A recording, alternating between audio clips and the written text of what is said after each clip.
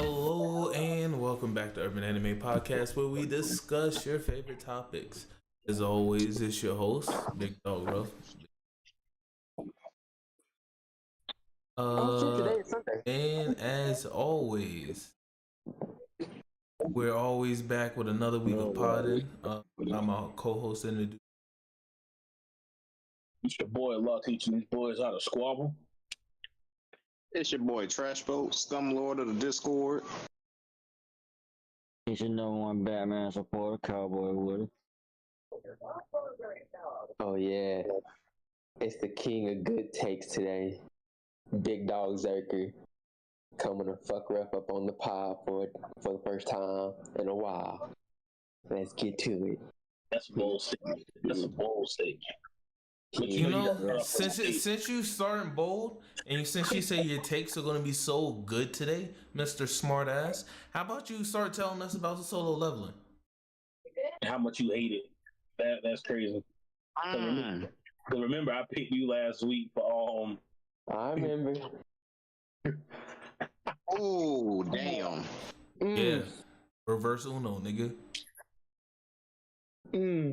Draw four, pussy. Don't worry, I'm making you off 16, bitch ass nigga. they gotta draw 100 now, which is crazy. I don't even know what I can say about solo leveling. What do you think about Sung Jin Woo?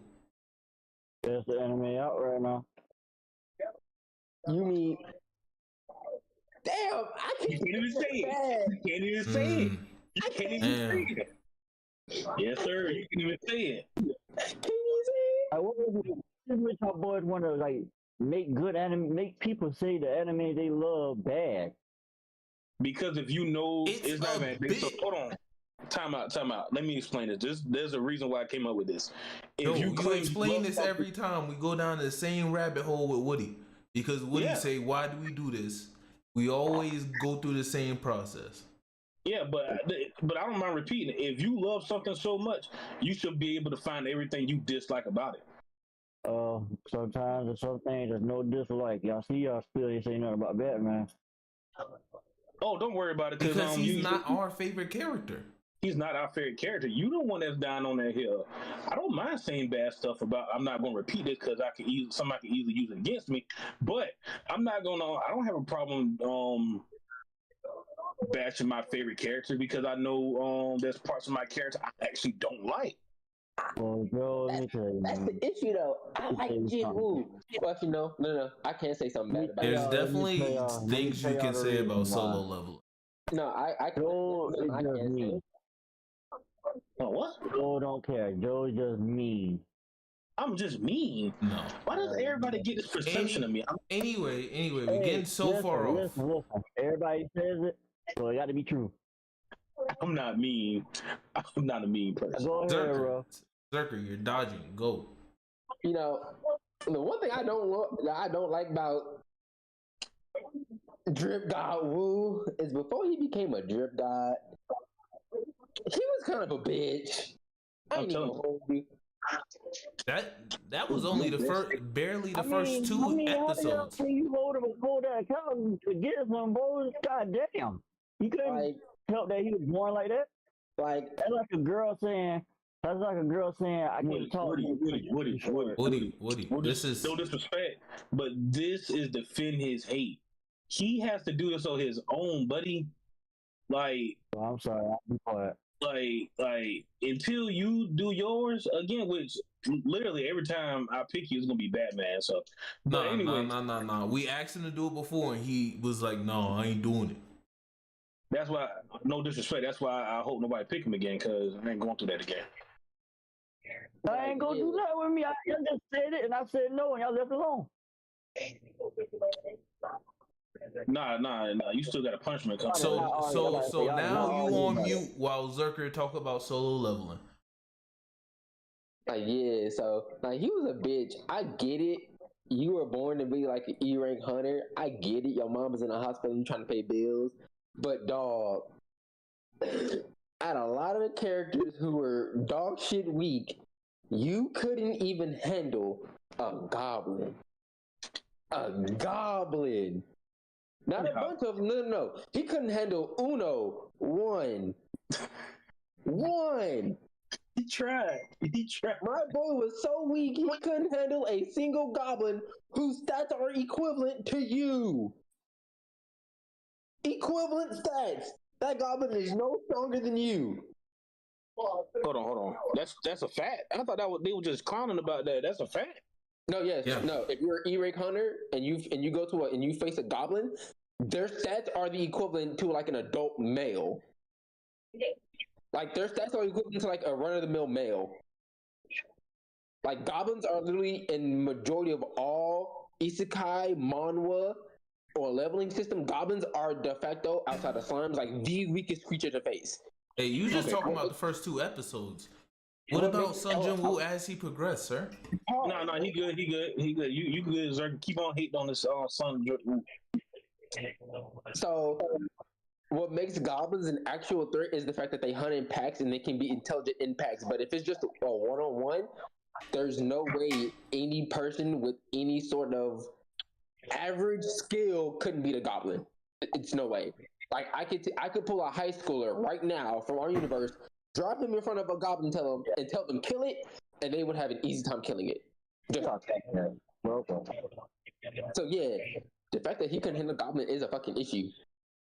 Then when he actually does get his fucking system screen, this nigga says, "You know what? It's telling me to do a bunch of workouts. I'm in the hospital. Fuck that. I'm just gonna sit back and relax because I'm a little bitch."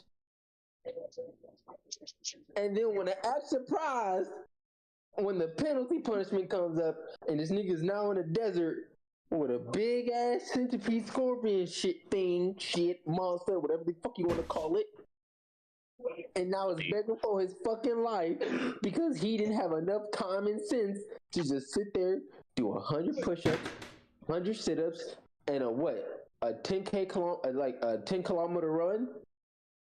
Yep. That's not One Punch Man training right there. That's good training right there. That's good training. He couldn't do the bare minimum basics while in the hospitals, able to walk, might I add. Nigga could walk. Just didn't want to do it. Just like, you know what, fuck it. So now it took this nigga not only damn near dying once to get some balls, it took this nigga actually dying at the statue and getting the second life, still has no balls. It took a third punishment for this nigga to actually get some cojones. That's crazy work. Crazy. You look at any other character in his situation, nigga, they're having a field day. Oh, I gotta fight some bitch ass goblins? Come here, nigga. Mickey, Maka, Muka. Oh, you want me to do these goblins? What about more on Jin Woo though? I need to hear more on Jin Woo. See, Shamar get it. That he can't fight. I can't. I don't know what the hell he said he cut out. You ducking and dodging the real thing, right? I don't want to hear about Jin Woo. Nigga, I don't know what y'all said. Y'all all cut out. What do you think about Jin Woo? Jin Woo. Not the goblins. No, not in the beginning. Nah. Skip past that. Adult Jin Woo. Do you have any problems with the story of Solo Leveling? Not really. I mean, the only thing I can say is after Jin Woo, got the glow up, only thing he had an issue with was his naivety and unwillingness to kill people who tried to kill him on like 3 separate times. And that was rectified by him having to kill 6 people. They tried to backdoor him 3 separate times and then got his shit pushed in. After the mage nigga threw a spell, and that's when it clicked. You're like, you know what? Fuck this. I'm catching bodies. All you niggas in front of me is dying today. Don't even worry about it. We rectifying this problem right now. After that, it's been up. was up. I wish I had a mute button. Like my favorite hood creator said, "Can I cuss?" Be careful. That's all I'm gonna say. Who fucking with the woo? She wanna fuck with the woo. Yeah. Not crickets. I don't care. If you seen Hood Solo Leveling, you got the reference.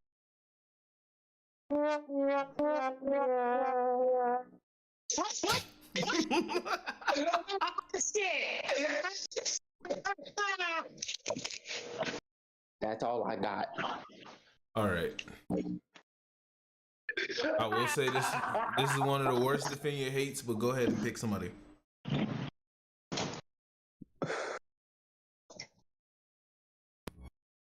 Give me Ruff. Oh my god, that was funny. Actually, I want Shamar. Of course you do. Yeah. I know, right? Get the fuck off of me already. Hey, bro, I'm just saying, Ruff trying to call you out, but you might as well pick Ruff, bro. Nah, he said Shamar. Nah, Ruff's gonna have enough embarrassment after today. We gonna expose his superhero cape. Okay. This insect is ugly as shit. What is the topic you giving for Shamar? He already did One Piece, so keep that in mind. I already know. Huh.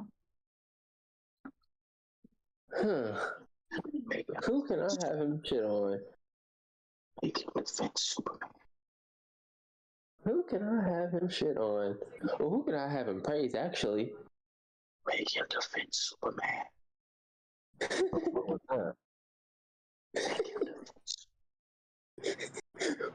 This nigga defend Superman? That's crazy. Shamar hates Superman. You know what? You trying y'all hard. Y'all trying to get this man hands. That's crazy. Jamar, you really hate Superman? Hey, Superman, it is. Hey, I just want to see this Superman. Superman, no problem. It's just the fact that y'all giving this man hints that help him figure out why I hate, like and hate. That's crazy. Wait. Let that nigga think for himself. Pause. You're not defending Superman. I want you to praise him. Don't hate him. Praise him. Praise his glory. Here, say less. You know, give him to the highest of highs. Say no fucking more. I got you.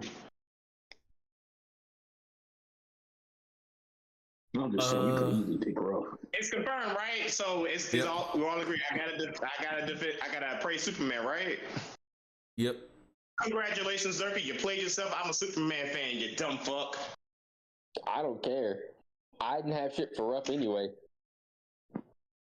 So I said pick Ruff, but you don't listen to me, bro. That was before. Shamar, I mean not Shamar. Joel actually holds you because he gave you the wrong information. I'm about to say, what I do now? I didn't have anything, so that was a good guess for me. I don't be paying attention half the time. But on to our regular topics. All right, if you could pick one mutant ability, what would it be? I'm gonna let everybody else go first. I gotta think on this one. Yeah, I'm about to say. Yeah. Oh, give me the girl who could take no losses. Ooh. Yeah. I forgot her name, but she's in she's one of the other mutants. I forgot what her name is. Her ability is she technically can't lose. If she was in a battle that she would clearly lose, she would just switch sides. In other words, let's say Doomsday happened to appear in front of all of us, right?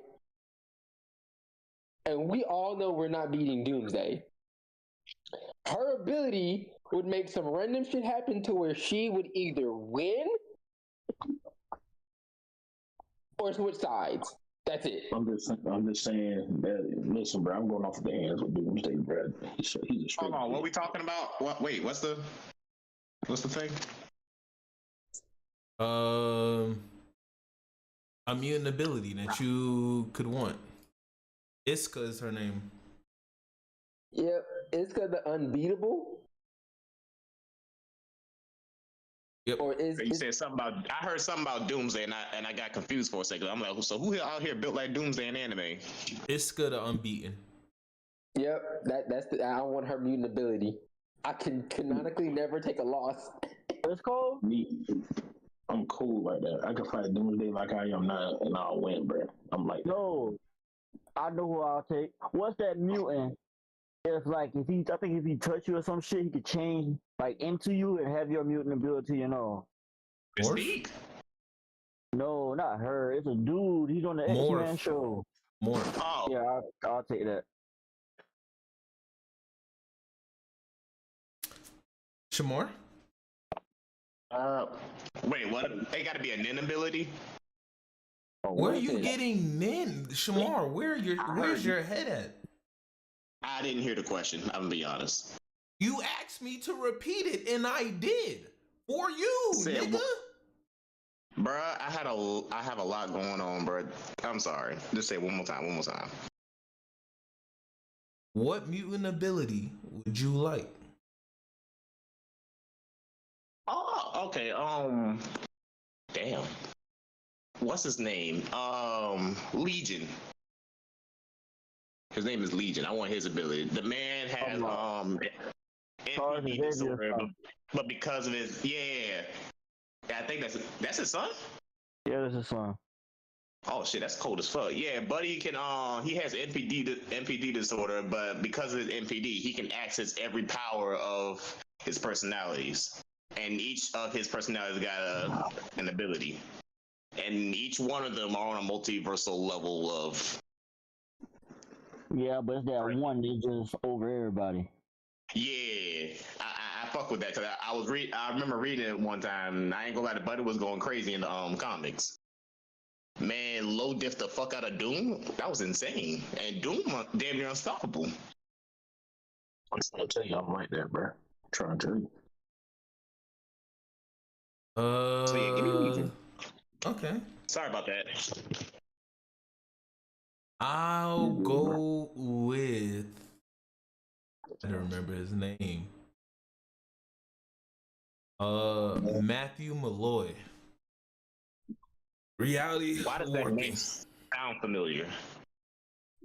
Who is that? He was a mutant with the ability to reality warp. But I don't think he lived long. He stayed around for like that one comic that he was in. Really? But that was it. It's crazy how we talking about these strong ass characters and they only get like a few showings though.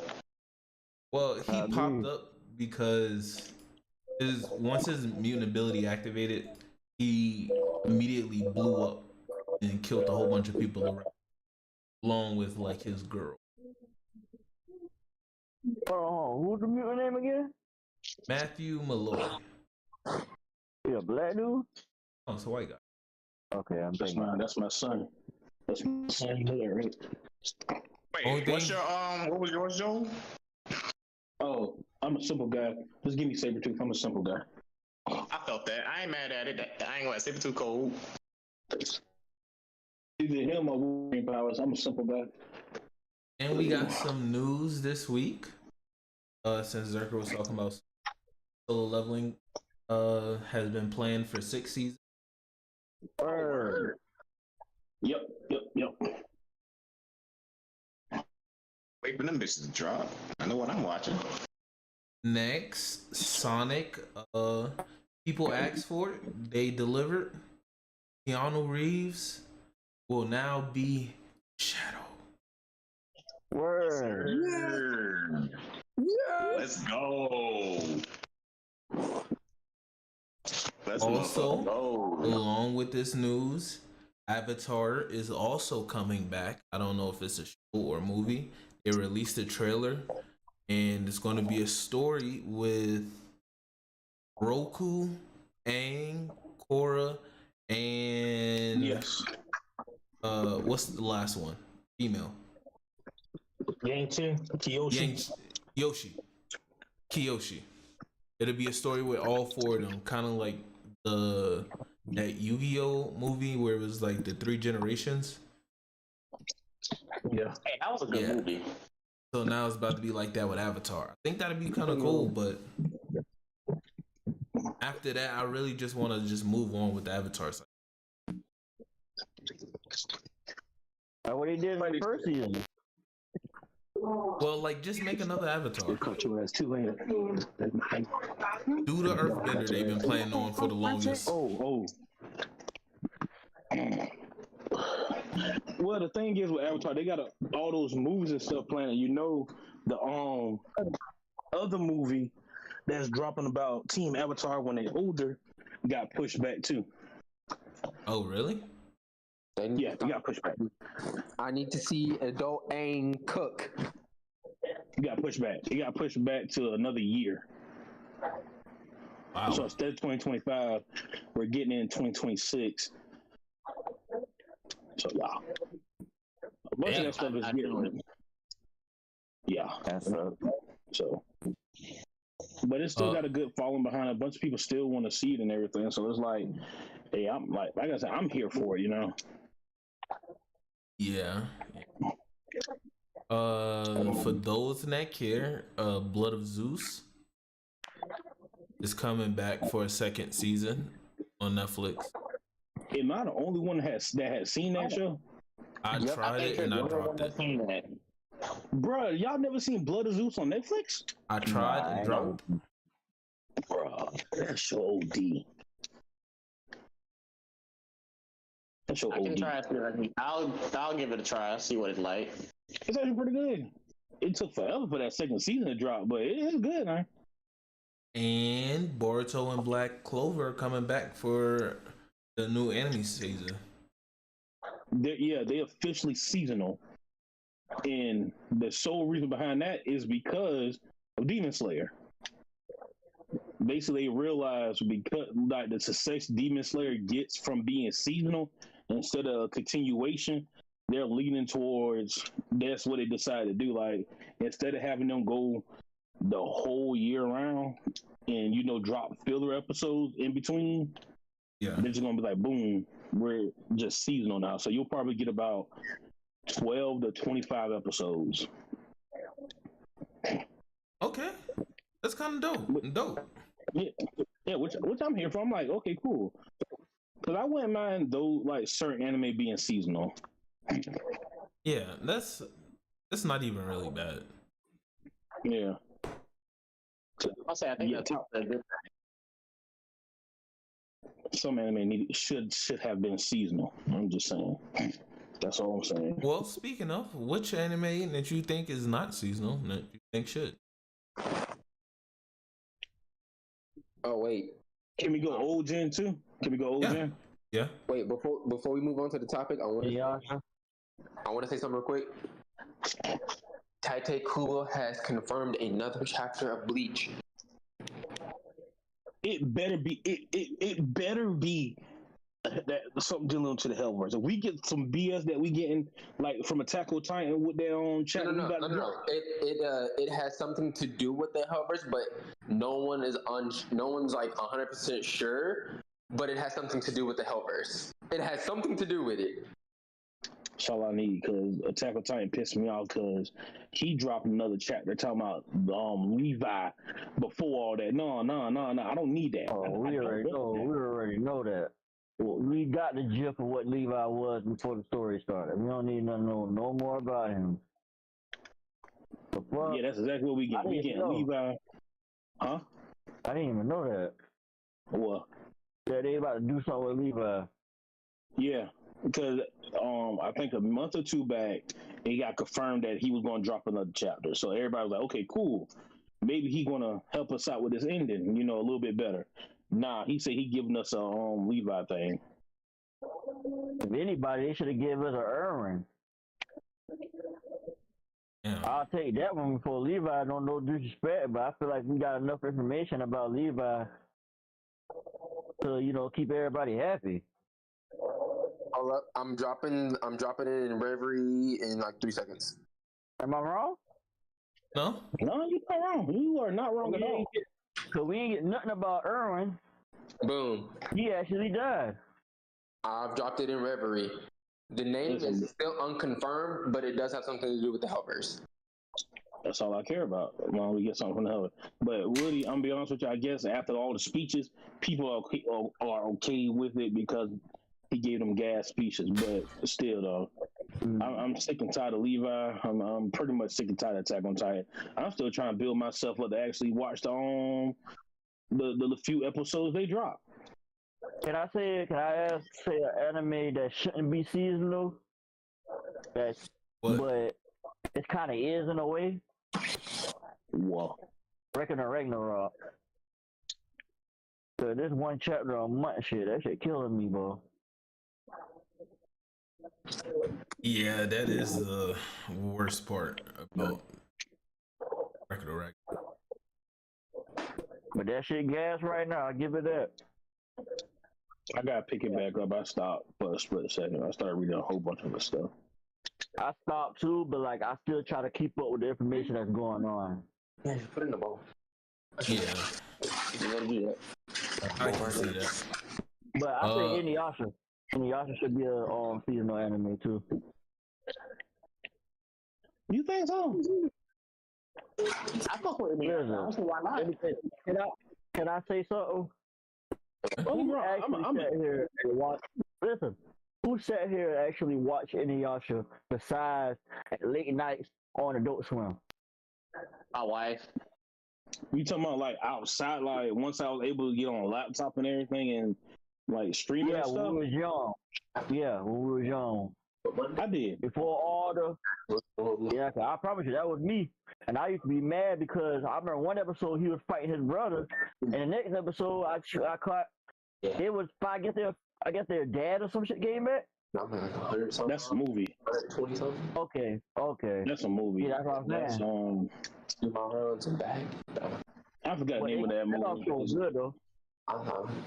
Yeah, and me personally, I don't think it should have been. It should have been seasonal. I feel like that's something that didn't have to be seasonal. Make One Piece seasonal. What? Huh? Make One Piece seasonal. Fuck no. I agree.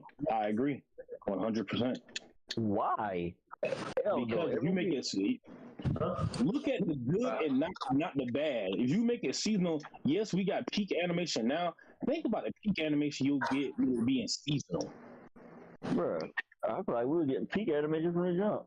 In my book, we are, but think of it like. But just imagine if they had more time. Like build up, basically. What you're saying. And then they wouldn't have to do like some of those like padding moments. They're doing less of it now, but like those padding moments where you just seeing everybody reaction to the same thing, everybody's like, "Oh my god!" You don't need those, and they can fill that in with actual like fighting animation. I ain't gonna lie. I wish Bleach was seasonal. Naruto should have been seasonal. Y'all making me not have shows and never watching on me on. Bleach didn't have to be. You don't need Bleach to be seasonal because it already came back as seasonal. Boy, you a goddamn hypocrite. Nigga. Boy, you a goddamn hypocrite. When I say order padding and shit, and we don't need all that seeing everybody, oh my gosh, reaction, I'm hating. But you say, oh, it's justified. You a whole ass nigga for that, man. Nigga, didn't I just say that for One Piece? Nigga, this nigga pop in don't know what he talking about. Pop back out. Hey, he watching. Hey, he heard that shit. Mo dude said, "Fuck this job." I literally said One Piece do be padding. What the fuck? He heard that, bro. Listen, he got so much hate towards you. He didn't even hear the part you agreeing part. He just heard the bad part. I've had the same stance all the time. One Piece has padding. It's I be like that with Zerker. I can agree with Zerka for like a good full blown minute, and then by the time I realize that I agree with him, I'm like, dang, now I feel like an asshole about it. If Sasuke's plan is to kill Naruto after their final fight worked, if his plans would have succeeded, who would have died following his declaration of being the true Hokage? Kakashi, all the Kage. Really? Honestly and truly, really. Nobody. Because Sasuke would have got rid of everybody that he would have thought that would have did some shit like that. Okay, so you think everybody would agree with what the situation that occurred between him and Naruto? No, and I'm gonna keep it one being with you. If you'd have killed Naruto, he wouldn't let nobody out because they couldn't get out. Because he needed Naruto to get them out. Ain't it? Ain't both of them had to like touch hands or some shit? No, the final fight with Naruto and Sasuke versus each other. That's what I'm saying. Technically, the Sage of 6'5" said he needed Naruto, but Sasuke hinted that you necessarily didn't need him. You didn't need the one or the other. It was just nice of them to use each other. Because the Sage was stuck on this whole thing about the whole peace be with you type thing.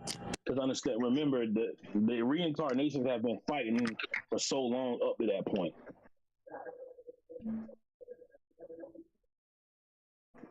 All the Hokages die. Kiba dies. Hinata dies. Sakura, I think that'd be the one that. No, she's gonna fall in order.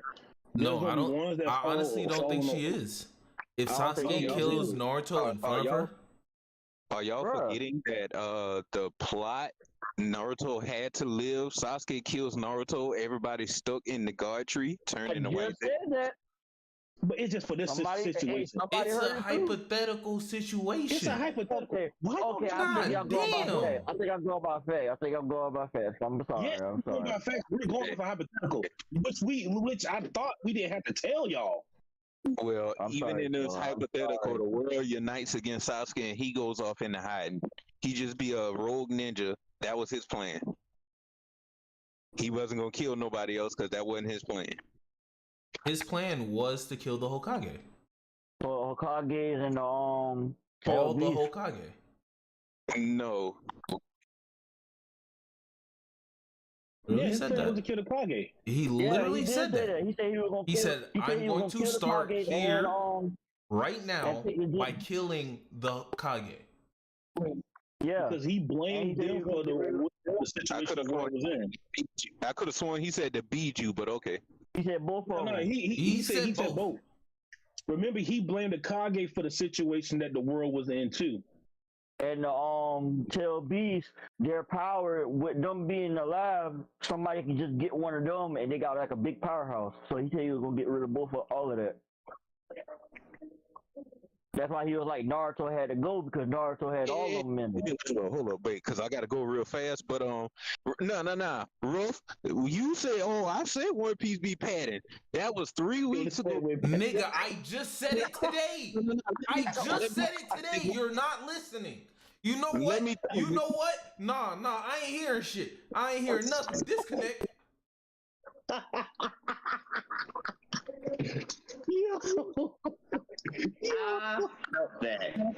love it, bro. I love it. Damn. Who are you? Allison First Amendment rights, nigga? Yes, nigga, because I literally said it today. I literally said One Piece should be seasonal. All right, man. Short man syndrome is really fighting rough today. It's all right, bro. It's okay. Don't you got a job to be to? Let me help you out.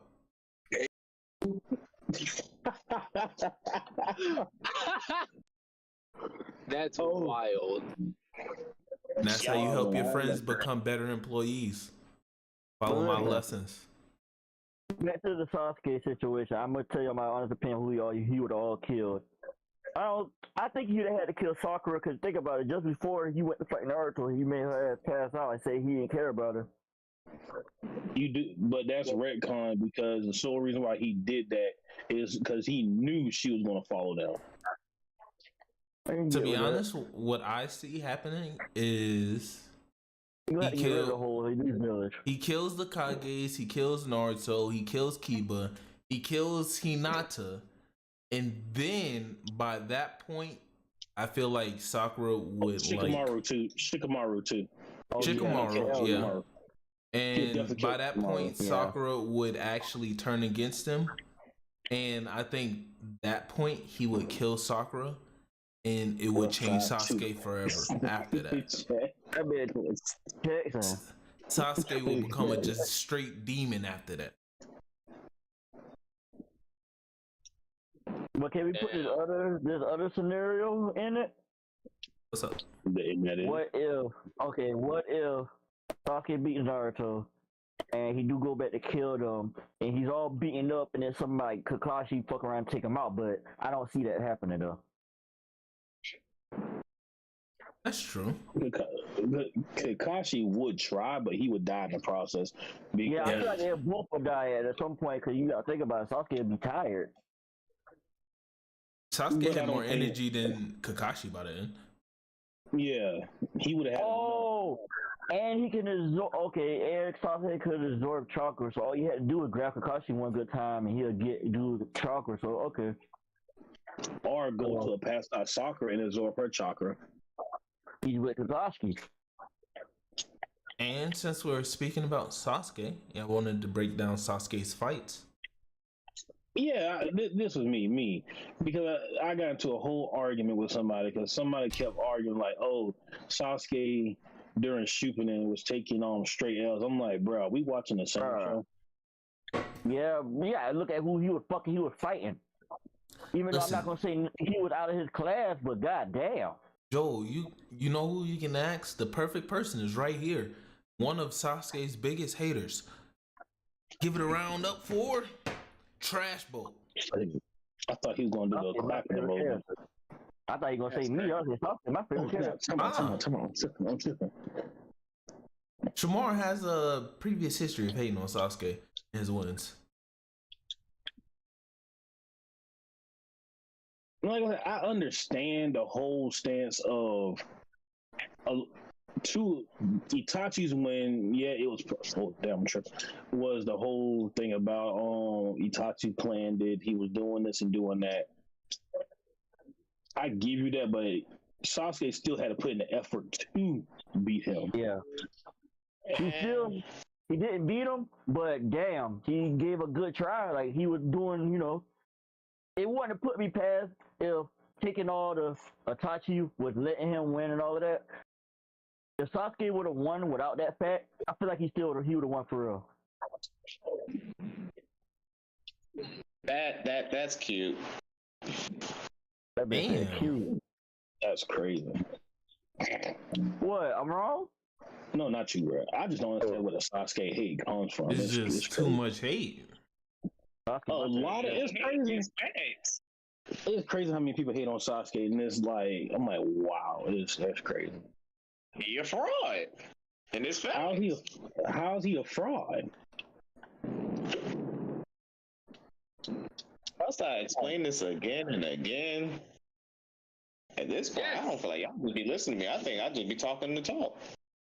Explain it again. I honestly forgot. Talk to these young kids, Shamar. Let these niggas know.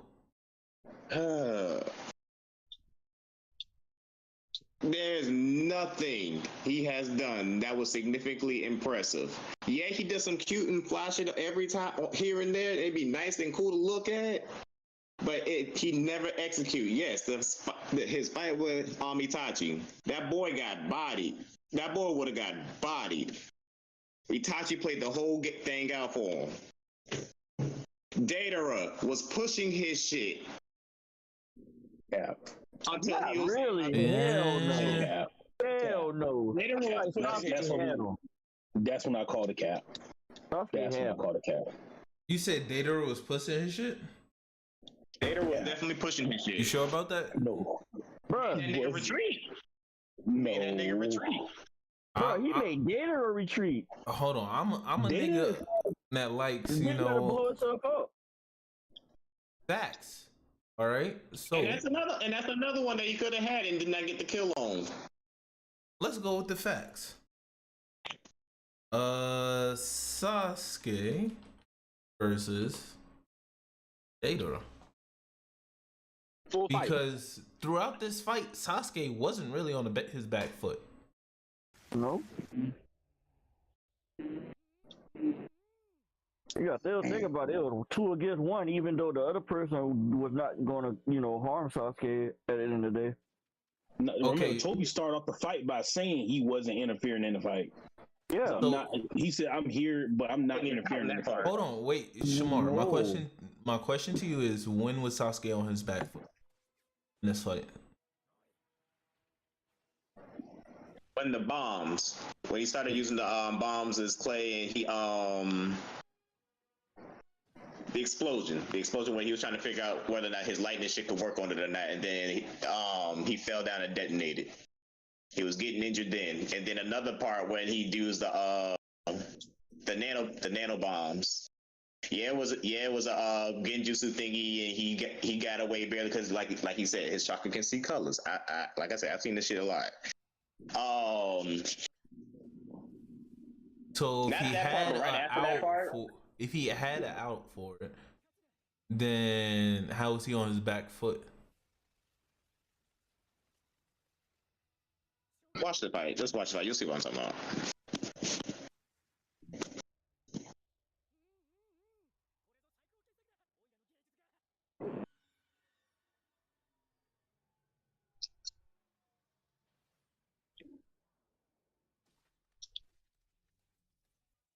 Why they had to go this far if Data is that trash?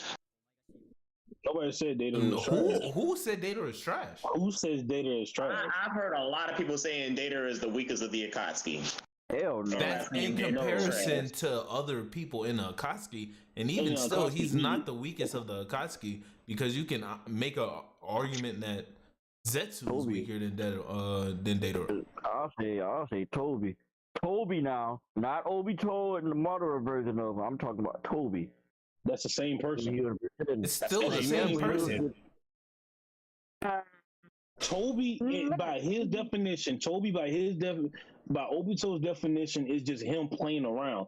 Which actually we've seen when Obito is Toby, he's actively just playing around. That's what I'm saying. Like I look at it from how I look at it as different personalities. But He it's was not. still in the hell of the road. It's not, but that's how I was looking at it. But I get what y'all saying. And I actually thought at the beginning, it was just Obito was doing his own thing, and Toby was just there observing everything and reporting back to him the whole time. They was all just the same person. So wait, Shamar. Here. So when Sasuke stabbed through Datara and had a plan for everything Datara did, that wasn't him having an advantage? The fact that it took him to have to have his curse mark activated in order to defeat him. Like I said, I'm telling you, people do not think Data is very strong according to the Akatsuki. Okay, but Hidan exists. And people think Hidan is stronger than Data. Okay. Anybody that thinks that is literally stupid. Yeah, because you can make the argument. Well, you don't even have to make the argument.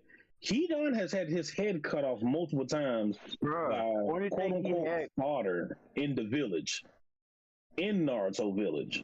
I want to say that though, but he has. Hidan has had his head cut off by people in the village that shouldn't have even gotten close to him. It's a fact.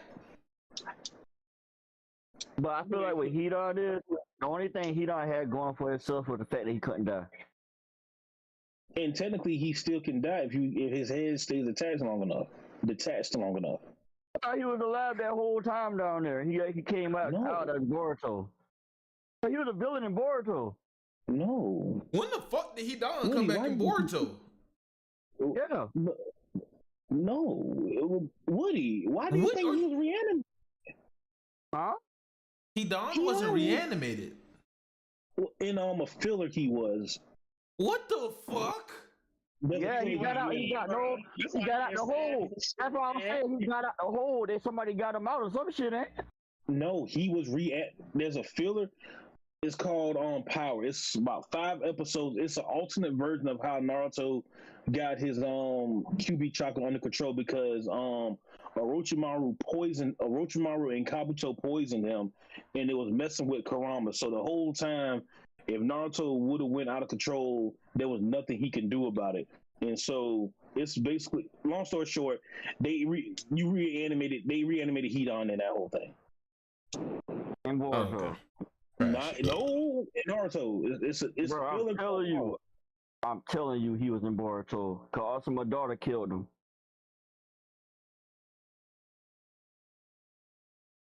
I promise you, he was. I'm not tripping. Yeah, you're right here.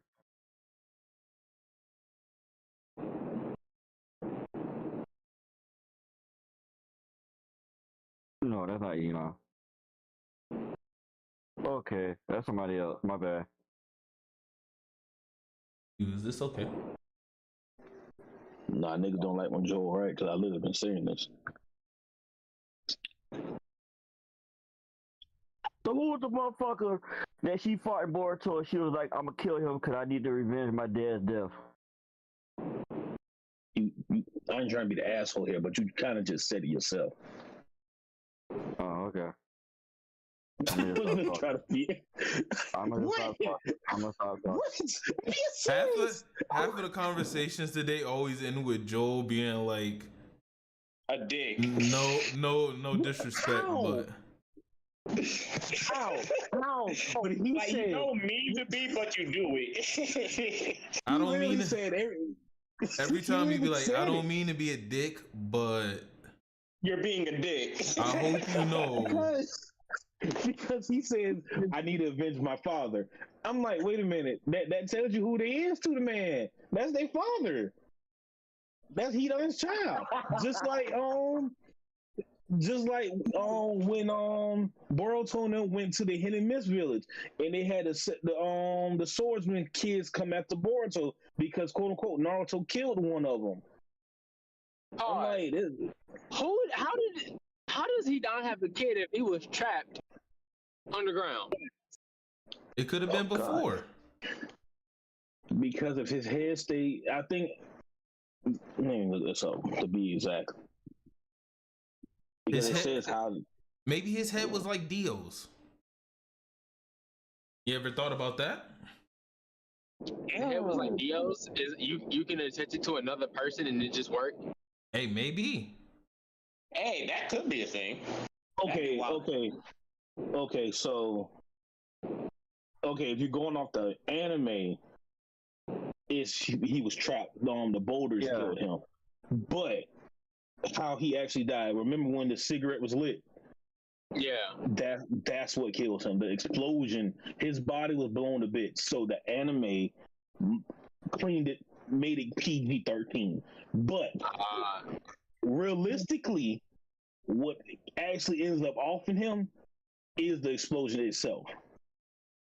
Okay, they talking about yeah, he didn't. So take away the whole thing in the anime, because even the anime changed it to he lights Asuma's lighter and throws it down there.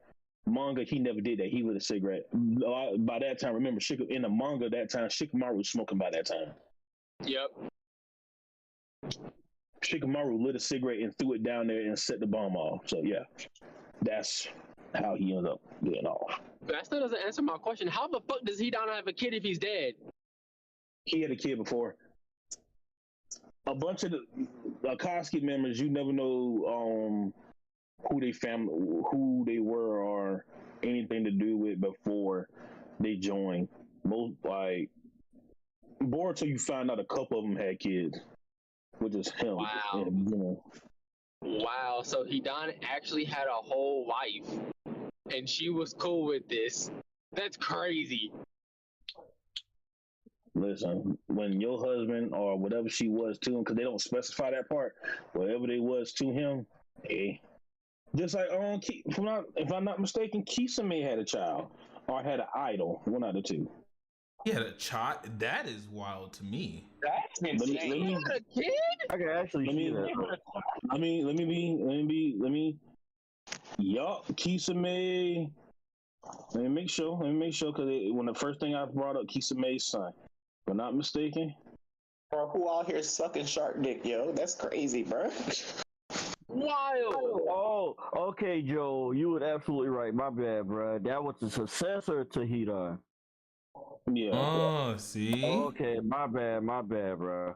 I was thinking that was actually him. But it was referencing him. You, Joel? Tell him, stop playing with your knowledge. I'm sorry, Yeah. bro. I'm sorry. But Okay. they say he might be alive though to the time Boruto started, but he died slow down there. He died slow. Yeah, died of malnutrition. He's immortal. Like, he could have stayed down there. I think he was still intact, honestly, because like the rocks. No, hell no. He was cut up now. He was cut up. Oh yeah, then yeah, died of malnutrition. That's why I said if you're going off the anime, yeah, but the manga specifies he was blown to bits. Okay, so on to a topic that Zerker really wanted to about One Piece and its bad arcs, good and bad arcs. And Tiff. Like it. And Tiff. And it started, and the thing is, it started with the whole Bleach thing, and I was like, he got a point. Bleach doesn't have as many bad arcs as people want to make it out to be, and he's right. Most of his actually the filler. Okay, but let's do some clarification, right? So when niggas say Bleach is ass, right? Particularly, they're comparing it to the other ones, right? Because all the others in the big three or major anime have a ongoing narrative that you're completely invested in. Meanwhile, while watching Bleach, the moment you get to after the big Aizen fight, after that your investment in the show goes away. And literally you're just there for fights. Why? Well, Not what was really. so bad It's about- obvious blood work. Wait. What was so bad about the Fullbring arc? It's not what's bad about the Fullbring arc. It's about what's done to the character of Ichigo. So What was done? with me personally is a thing I hate, which also happens a lot in webtoons and manhwa, and it was one of the things I was hoping he was going to bring up for Solo Leveling, is I really hate when stories get to a point and they completely reset a character.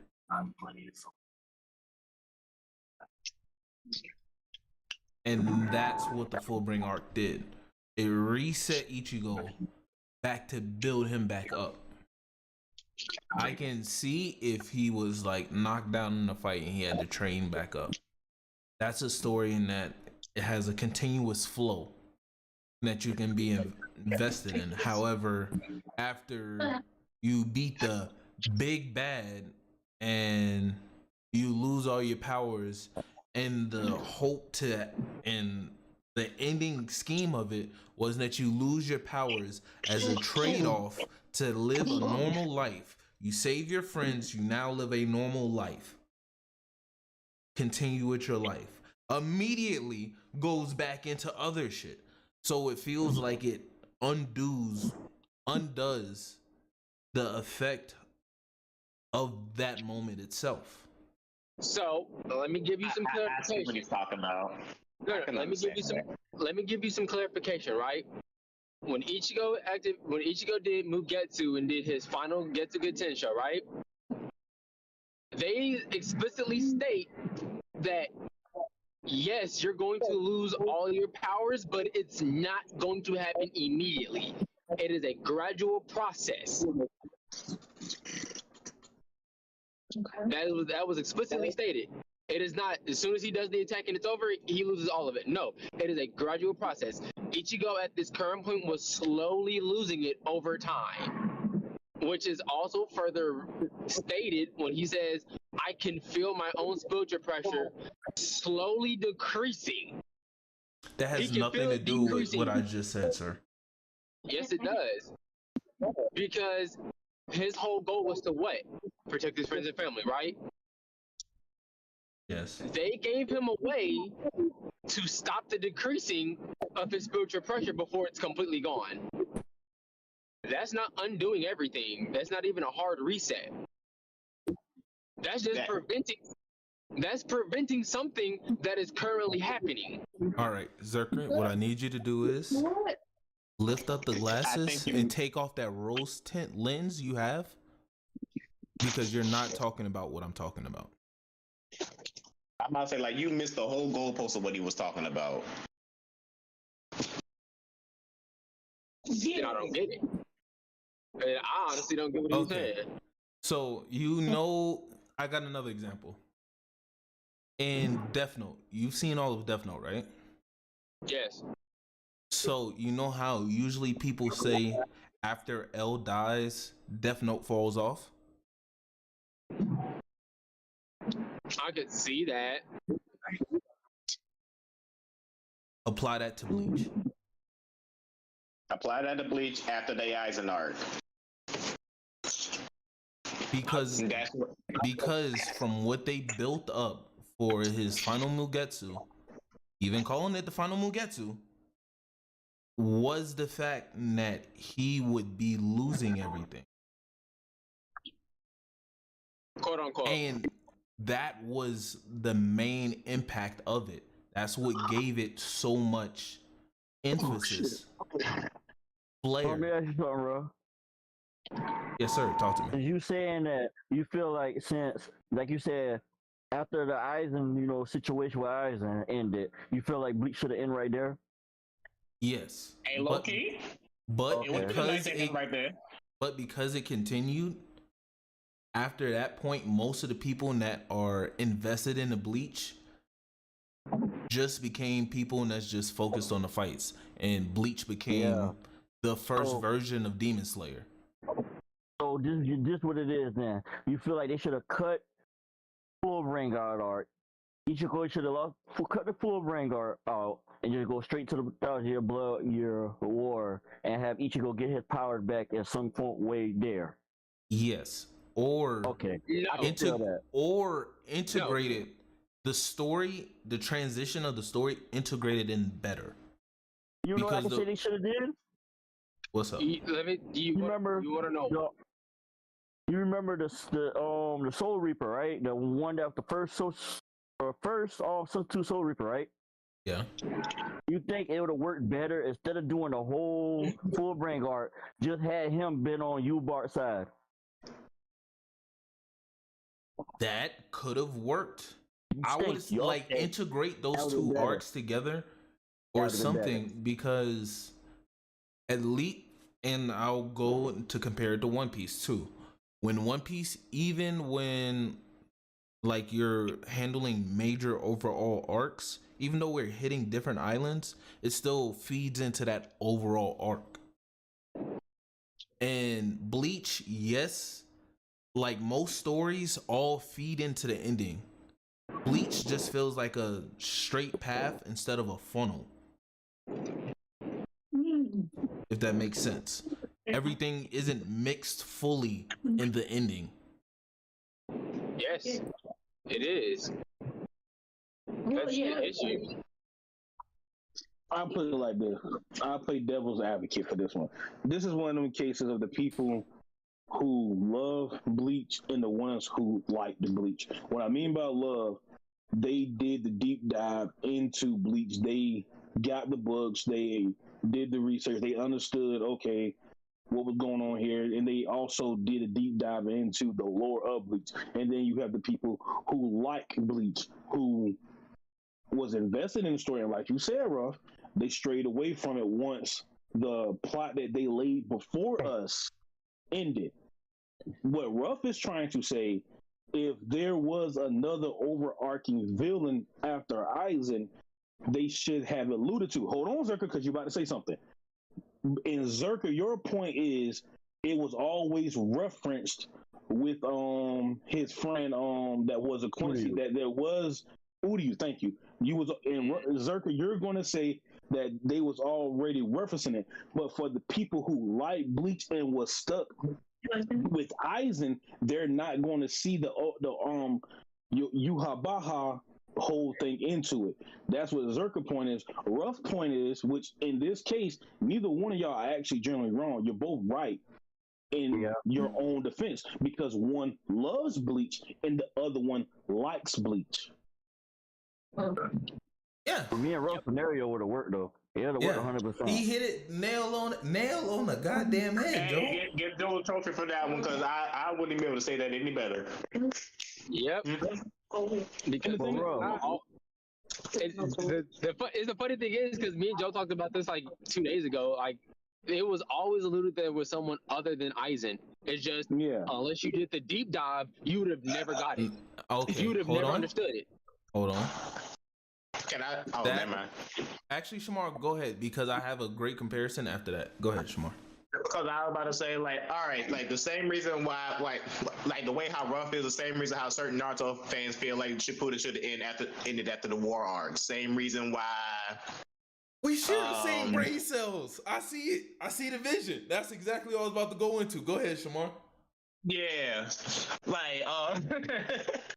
like people expected better afterwards, and because of the fact that it was based on Ichigo and it wasn't nothing to really go after. Like after that, it should have just ended after Aizen, and Aizen was a top tier villain, and it should have ended after that.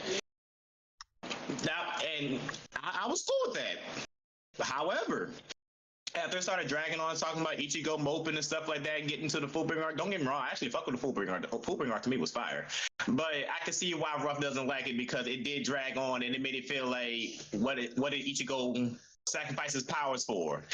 It took a deep meaning from that. But allow me to try to defend Bleach real quick for this one time. Okay. Ichigo doesn't have a goalpost. And it's different for Ichigo because he's a unique character that focus only on just want to protect his friend. He never wanted to be a part of any of this shit. He stumbled upon all of this shit. That's my only defense on that one. Like he didn't know about he knew none of this until he did his info on it. Well, eventually, like me and Zerka was saying yesterday, eventually it was going to come to his doorstep regardless. Yes, right. Because of who Ichigo is and what he represents. Yeah. But my bad. Go ahead. My bad. Yeah, eventually it would have came to his doorstep because of who he is and his lineage. If anybody would have came to his doorstep, it would have been Kisuke, because Kisuke knew about him his whole life. Him and Aizen. No, it wouldn't have been Kisuke. No. It wouldn't have been Kisuke. It would have been Kisuke. It would have been either Old Man Yama or Aizen himself. No, I thought Old Man Yama didn't know about Ichigo. He didn't know about it. I tell you, the only people that would have pulled up to his doorstep either Aizen himself or probably his dad actually revealing what he is. Listen, I have a point. Pause. Let Joe finish real quick. Let Joe finish. Old Man Yama lied. Old Man Yama knew who Ichigo was the entire time. Okay, so to give you clarification, right? This is something that Tite Kubo could not explain in the manga, because when he was actually doing the chapters for Bleach, he was rushed. So a lot of the things he had to leave out. So and put them in a data book. Yeah, so they put it in the light novel and then the data books. So Yamamoto knew who Ichigo was because of his dad. if you do not know, Ishin is royalty in the Bleach verse, like Byakuya, like Yoruichi. Oh yeah, because he's part of that family with the girl, the dude he kept fighting with the bull. I'm gonna explain it, right? Because the founding father for Ichigo's dad's family is one of the original founding fathers for the Gotei 13, like Byakuya's founding father and like Yoruichi's. They were there when the Soul King was alive. So it's a whole thing with with royalty that if you are royalty, they will come and get you no matter what. If they find out, they will come and get you. Yamamoto knew who Ichigo was, but he also knew his dad was there. So he's like, you know what? If he's there, we're good. We ain't got to worry about it. We're just going to leave it alone. That's the thing. But because the whole Aizen shit happened and his dad got his Soul Reaper powers back, they could not have a member of the royal family running around powerless. So they came up with the guys in the anime that, because of everything you did for the Soul Society, we all came together and put our Reishi in the sword and we're going to stab you with it to give you all your Reishi back. That was the lie that they went with, when in reality is, you can't have a member of the royal family walking around powerless. Because if anyone ever paid attention to the Arrancar arc and they went through how a lot of the Espada were doing in Wake Mundo, if an Espada were to consume someone or another thing with a large enough Reishi, they get a massive power boost. So, to paint a picture, if a Minos Grande were to just magically pop up out of nowhere and were to eat Ichigo, he would get the equivalent of a Bodygon or a Stark before Aizen got them level in power boost. Because the royal family have that much Reishi, just naturally. It's a ridiculous amount.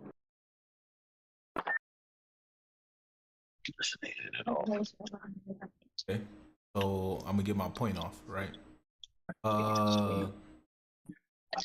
So my problem with Bleach is if you have the great comparison is compared to another version of the big three, like Shamar said, with Naruto and let's say One Piece, because it has been coming up recently in One Piece, so I'm using this. So you know how Emu pops up in One Piece and everybody is like, oh, it's great foreshadowing and shit. Mm-hmm. So what Yuha became is more like what Kaguya was, because the same arguments you can make for Kaguya you can make for Yuha. Yes, they were alluded to. However, they're a big bad villain that is like a nice little band-aid slapped at the end. They weren't like who the final boss was. Yes, and yes, it is foreshadowing for them to pop up. However, me personally, and that's why I like Bleach, but I don't love Bleach. It doesn't give you the investment that the overall threat is working on major things behind the scenes. Like, for example, we are in Egghead in One Piece. Meanwhile, we're still seeing shit that Emu is doing. The world government's doing across the world. And it's, even though Emu has shown up late and hasn't been around in the story as much, or barely in the story, Emu still has a major impact on the world and story of One Piece. Yuha shit about Dragon though had the potential because of his connections to the Soul King and the how families. Yeah, the royal families, and how the Quincy's and the Soul Reapers relationship is like situated. But it didn't come around until late. Well, you also have to remember, right, that they already had their battle thousands of years, a thousand years ago, and the Quincy's were pushed to the brink of extinction, with only being a handful left, and Soul Reapers would go out of their way to kill any Quincy they saw. So it's like they can allude to it with Ichigo's family tree, which, if anyone never realized it, when Ichigo first fights Kenpachi, the color of him powering up is the same color as Uryu's arrows. And it's also further alluded to the fact that they absolutely hated Uryu in totality. They hated him.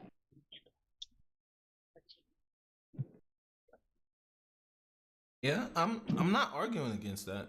I just think the writing style is different, and I'm not a fan of it because how Kubo writes, it seems like as he was writing, he wrote the story as he went. Like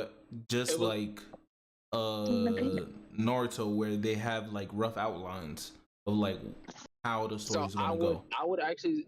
I'm gonna say Kubo literally gives you hints, but they're super vague. Like, it would never make sense until you get to the part to where you need to be. See, like, I could understand it if it was as good writing as Attack on Titan, but it's not. The thing is, like, he always gave hints that the Quincy's were gonna return, hinting at Uryu, hinting at Ichigo, hinting at and Zangetsu inside of Ichigo. But do you know how long that took? No, my problem is not with how long it is. My thing is, if you're going to build a world and keep expanding out your world, keep alluding to that fact. Keep that same thing throughout the entire story. Case in point, a point you could bring up is the Madara situation. Madara was brought up in Naruto Part 1, but he was never actually shown until Shippuden, late in Shippuden. The only thing we knew about Madara is somewhat what he looked like is within the statues. And remember, we really didn't even see how the statues looked. But yet, they kept alluding to whenever somebody ran across Sasuke, they would bring up either Itachi or Madara. When Kurama sees Sasuke again, what is one of the things he actually said? You remind me of Madara. And he was like, who was that? So that's never heard of him. That's what he said. Right. See, that's good storytelling. You can allude to it better. Yeah, he didn't allude to the fact that I didn't hear anything you said. You hear me now? You hear me now? Zerker? Oh, shit. I just missed. Where is it, everybody?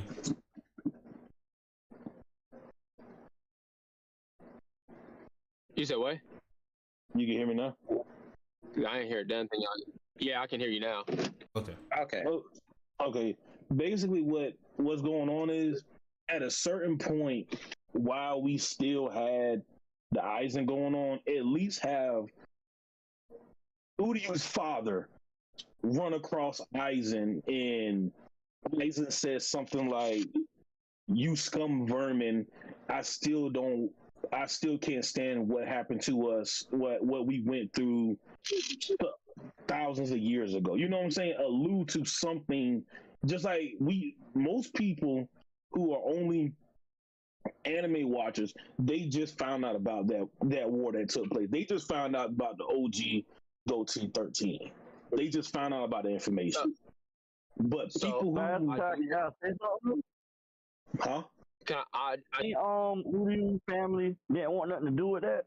Like, Yubak, all of that Quincy stuff, even though they was Quincy's and they did the traditional Quincy thing, they didn't want nothing to do with it. Uryu's father, because he knew what was going on. He knew why Uryu's mother died.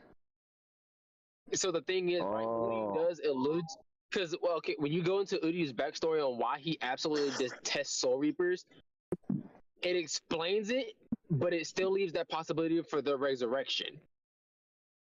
Because Uryu does go in a whole spiel on why he doesn't like Soul Reapers at all. Has a whole thing. That's a whole thing. And then some captains do allude to the fact that I want to say head captain Yamamoto did say, I haven't seen a Quincy since 1,000 years ago. Like, they say some shit that was like alluding to something that happened in the past. No, It's just people glance over it. No, we're saying something about Yuha, the same way Ninetales brought up Madara. It was better. The Quincy's, yeah, you heard about them, but we're talking about Yuha in general. Yes, the Quincy's aren't brought up in a way of alluding that they're coming back. They're always just alluded to have been dealt with. They're there, but they're not really there enough for us to pay attention for the audience. But then out of nowhere, these niggas just come out. Oh yeah, we were actually hiding like right behind y'all. We were actually in your shadows this whole time. Like, damn, we done got damn 40 seasons and y'all just popping up at the end of it. Which, don't get me wrong, they get back was lit. Like they get back was on it. Hey, that's how you do it. Listen, bro, I don't care if 2 days pass, 1,000 years pass. Listen, bro, I know what you did to me, bro. We're gonna run this fail. I can't get mad about it. And that's the thing, right? If you want your surprise attack to work, you have to make sure that you're just unknown, right? We get that within the show, but the audience ourselves, we need to know that, okay, there was a figure in the past that held so much power and weight that it's in fear of coming back. Case in point, Madara is the perfect example. That's why a lot of people hate how Naruto ended. I hate how Naruto ended, but I take it as it is. I went on this spiel long enough. But Madara is the case in point of how you can correctly build up a character. Even when he's shown up against an army, the way he talks to Kabuto, the man that just brought him back, Kabuto says, yo, I want to see how your power works. Madara looks at him like, bruh, my power. You did it wrong. You don't understand what I can do. Even before that. You remember Kabuto was like, he made Madara stronger, and Madara looked at him like, stronger? Nah. Exactly. You don't know what stronger is. You don't know what I was like alive. In case in point, with Madara coming back to life, remember the whole talk when he first got reanimated, he says, this is not Rin Rebirth. That's something that could even win in Bleach with Yuha. At that point during the war, a lot of people was like, wait a minute.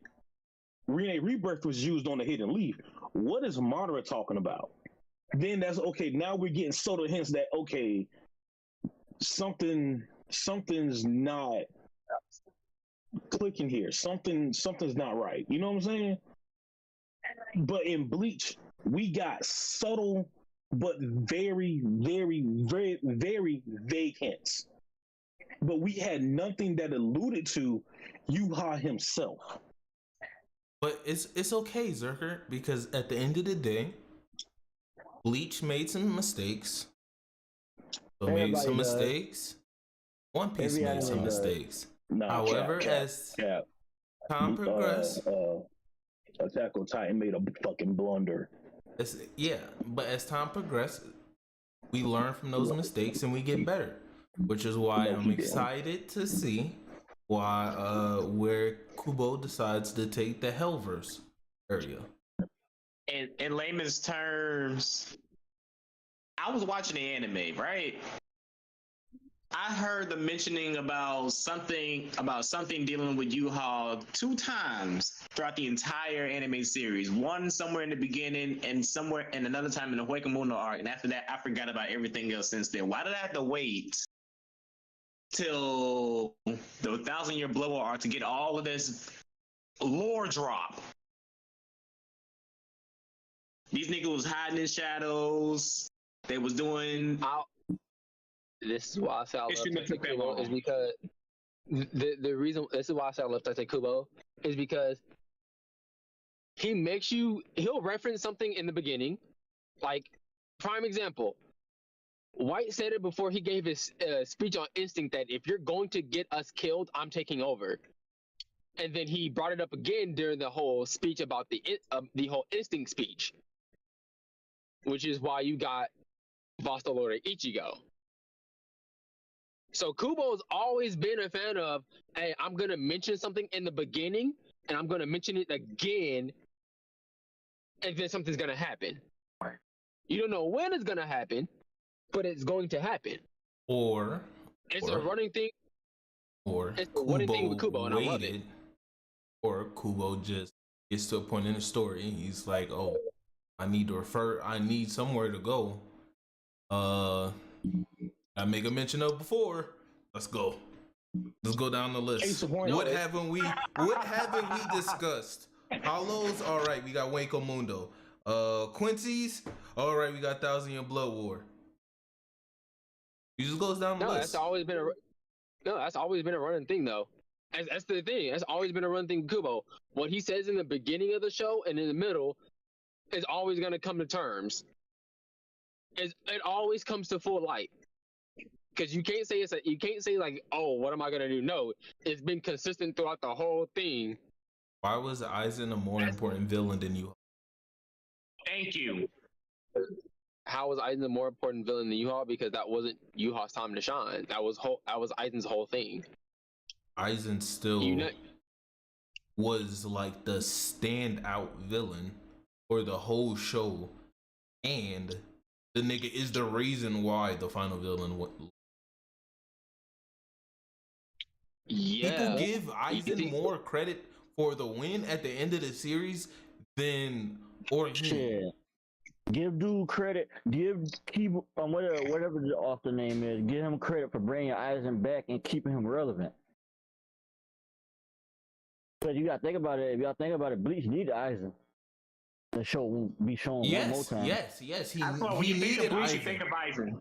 He needed Aizen. Yes. Because if they would have left Aizen down there, Yuha would have looked worse as a villain. Pause. I'm about to go grab my phone real quick. 1 second. And you needed a bunch of characters for Yuha. 1 second. But yeah, Ruff, I feel Ruff. That's right though, because Aizen was like the ultimate big bad of that fucking 10 years of Bleach. Yeah. Or whatever how long it was. That's what the problem was with when Yuha is introduced. A lot of people were mad at the fact that why didn't you reference him sooner? That's just the main thing, or even more. Sooner. Case in point, they could have used on him. They could have used the fact that everybody in the Gote knew about it's just the head captain would never talk about him, and if you can head captain catch you talking about him, you'll get in some type of trouble. That will work. That would work. That will work, right? And the crazy thing not even the fact of getting in trouble, just the head captain would get mad as fuck. It's just a forbidden term. Just don't say it. That's taboo. That's what they should have did instead of mentioning you about. Do it like that. Like it was an unnamed motherfucker that we just knew about, but then we end up learning, like we seeing him at the end. He will not be named. Well, you also have to remember that when they was exterminating all the Quincy's, they actually thought that they killed them outright, just for them to find out that there are some surviving members left. Which, if you didn't see, nigga, army, nigga, ain't no some. No. Listen to what I'm saying. Uryu is a surviving member of the Quincy's, right? When they first see Uryu, everyone's immediate reaction is a Quincy. We all thought y'all were dead. And the look of disgust is literally apparent. Because remember, when every captain saw Uryu, they did not like the fact that Quincy was alive. They did not like that at all. They didn't like it. They was mad that he was there. Exactly the point. They were mad that he was there. Like, yo, 1,000 years ago, we wiped y'all off the face of the planet. Why are you still alive? Only one that was happy was goddamn what's the crazy Ayuri. scientist's name? Mayuri. Ayuri, Konosuke. That's the only one happy. I ain't gonna lie to you. He's starting to become my favorite captain right now. No, I wouldn't even say he was happy. Man, I wouldn't even lame. say he was happy. I wouldn't even say he was Captain, bro. happy. He was just happy that he had like another test subject that he could do more research with Quincy's. Even though he Yeah, damn near knew so- everything. So it's I like like, them lame captains around here. so Lame ass you, captains so around like, here, man. so it's like, it's not even like a forbidden term. No, they genuinely thought that they were all dead, No, which is I why. wouldn't even say it could have been a forbidden term. I was saying that would have been better. To like, you Yeah, know, but back to what I was saying, right? They all thought that they exterminated all the Quincy's, which is a shock factor. It's like, okay, there's a surviving member of the Quincy's. What the fuck? Why are you even alive? That blew their minds. But they're like, you know what? It's just one. It's not that bad. So when it comes to the 1,000-Year Blood War, and you see that there's a whole fucking army, it's like, what the fuck? Y'all were alive? y'all want to know something funny I just thought about that we didn't say nothing about? Rio had a full brain arc in his damn self. And he lost his Yeah, power that- too. He had basically had his own version of the full brain arc. Yeah. So my question is, what was niggas gonna cook me on? Oh no, it was bad arcs. Like I said, bad arcs. I just explained to you the problem with Bleach. There we go. Again, That's we just never one of even- the many problems. Again, we said my bad two other- arcs. My other 2 points is characters being useless and white panels.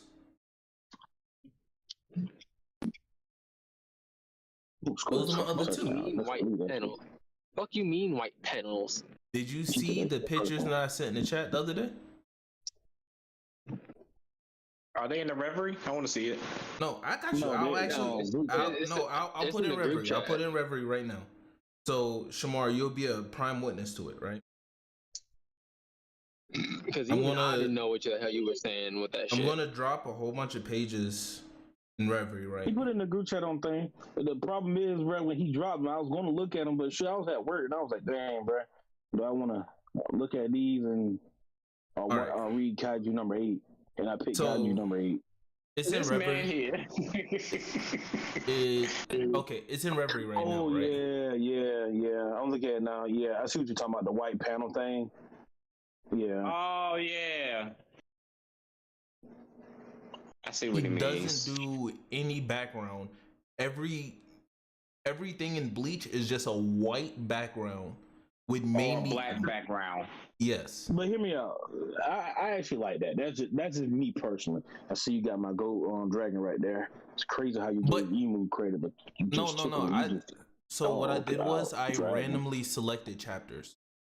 I know. went to Shonen Jump. I scrolled, picked a chapter, flipped to a page, it's all right, screenshot. that secret love for dragon. I'm seeing that, bro. We here, bro. I understand. Hey, Joel, I do got to take. I'm shifting stocks. We'll talk about that later. I'm trying to tell you, bro. But yeah, the Bleach panels are nice, and like he's good at doing like individual characters. Damn. But In terms of character design, when it comes to Bleach of the big three, I give the Bleach over Naruto and One Piece. That's just me, because he got some great character designs for in Bleach. I will Yeah. say that. And then the outfit choices and everything. Gas. Well, Taichi Kubo. Well, when it came to Bleach, Taichi Kubo is still really big into fashion, so, and it shows throughout the whole show series. yeah, Especially like the cover arts. The cover arts give Right. you like a real big deal into like his love for fashion. But I'm just just saying- understanding of what you mean about the white background. I don't get it. basically where you can one thing great about One Piece and what Oda does, he uses the full page to his ability. There's not a white space in it unless he wants it there. Oda takes his time and you fill up the whole page where we as the audience, we can read a page and we're like, wow, from left to right or right to left, I'm fully in tune. And like somebody said, it's almost like you're actually looking at a live cartoon or anime in your face because it's progression throughout the page. This nigga Joel wording shit just crazy today. I like it. It's crazy, right? Like, because Joel cooking today, yes sir. With the big three, each one has their ups and downs. And with One Piece, as much as I do give it flack, I love it. And that's one of the things I actually do love when I'm reading it, because it's like the whole time you're reading, it's like, dang, bro, like I'm literally from left to right. I'm in tune with this, and it's almost like you can see everything just dancing around. Like you can see everything where it goes. Yeah, and you also have little locations that tell you where people are placed. Yep. Bleach, you're just in a Bleach, you're just in a random white background. You could be any fucking where. That's how people just be popping up out of fucking nowhere in Bleach. Because it's all just white backgrounds and out of nowhere there's somebody there. But like even with the Naruto panels, you see like the extra details of like where they are in the tree. Like somebody standing directly on a tree branch. Another person is hiding behind another tree branch. Bleach is literally smashing two action figures and kept together in a white room, a training room. You gotta in a game. You gotta understand. You have to understand that majority of these fights in Bleach, everything around them is destroyed, and y'all gonna fucking move. So y'all sitting here going in a circle. Now I'm having to sit here and look at y'all. Brother, Zerka has a true definition of road rage, bro. I'm no, like, damn, like, the these whole little rage kids is real with this man.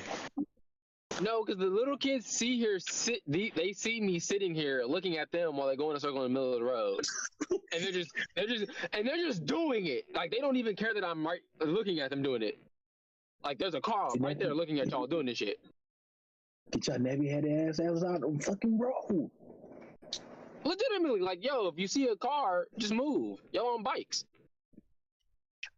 Better tell to get the fuck out of the way. But I will be fair, because I try to be fair and impartial.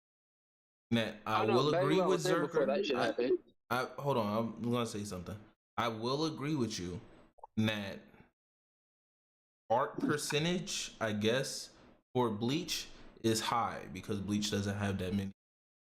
It don't have many arcs. It doesn't have many arcs. 12 arcs.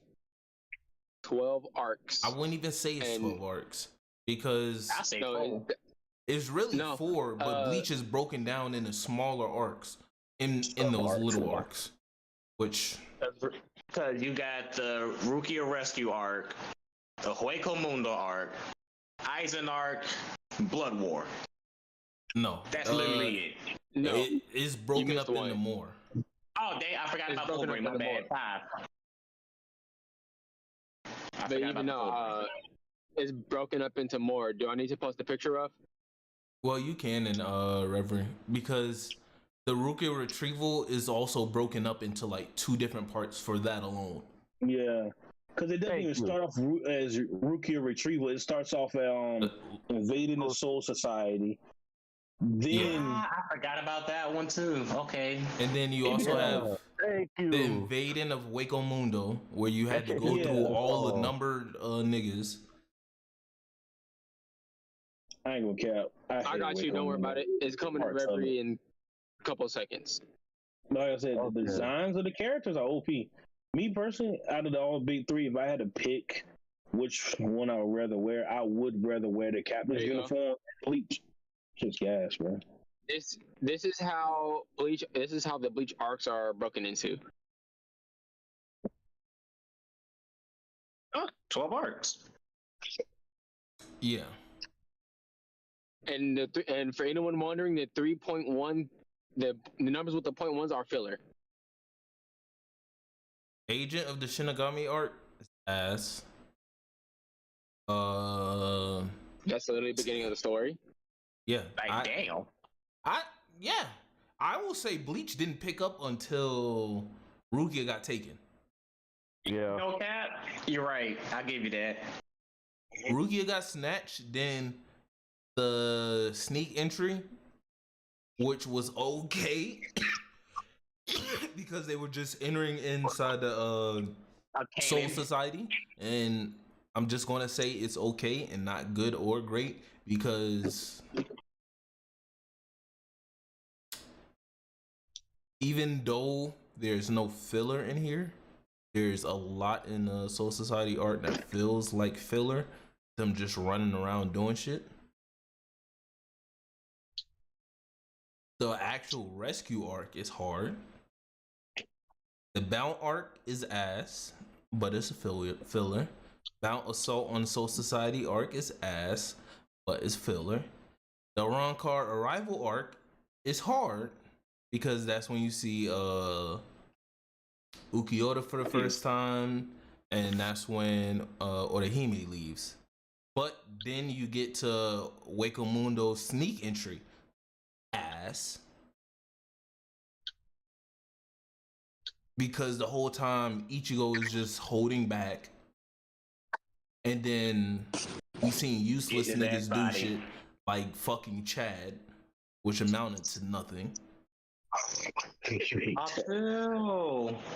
The Rancor Fierce Fight arc in Wako Mundo, that was hard. That was good. The new Captain filler ass. Rancor versus Shinigami arc. Hard. Just nothing but fights. You can call it basically a tournament arc. Right? Post Shinigami Rancor arc. That's when Ichigo was recovering and he was heading back. And we were seeing his training in Mugetsu and all that other shit. That was kind of cool. That was hard. Good training arc. That's a great training arc right there. Then you go to the Battle of Katakura Town. Hard. Best arc in Bleach. Right there.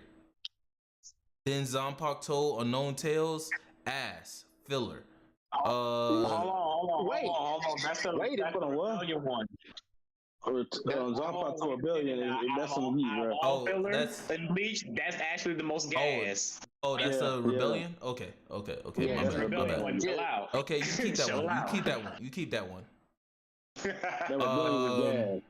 That Rebellion is gas, bro. Zerk, help me understand. What the fuck is a Rancor downfall arc? That's like the Aizen fight. Pretty much. I thought that's the where you Aizen get. fight. That's where you see the. No. Oh, that's when like all the remaining Espadas get killed and Aizen pulls up and they fight Aizen and everybody gets bodied. Okay, so I'm gonna break it down. The Rancor decisive battle is where you have the captains fighting the Espada.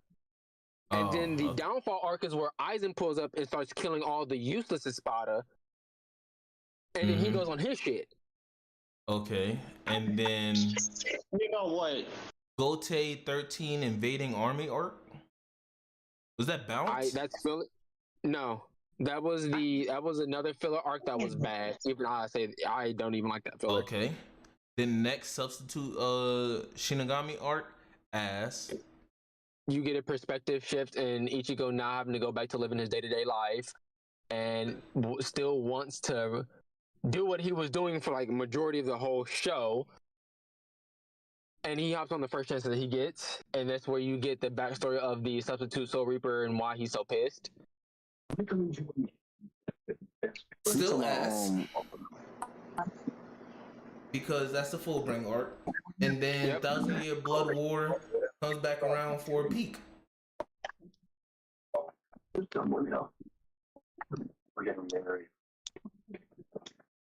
You said 1,000 Year Blood War comes around for what?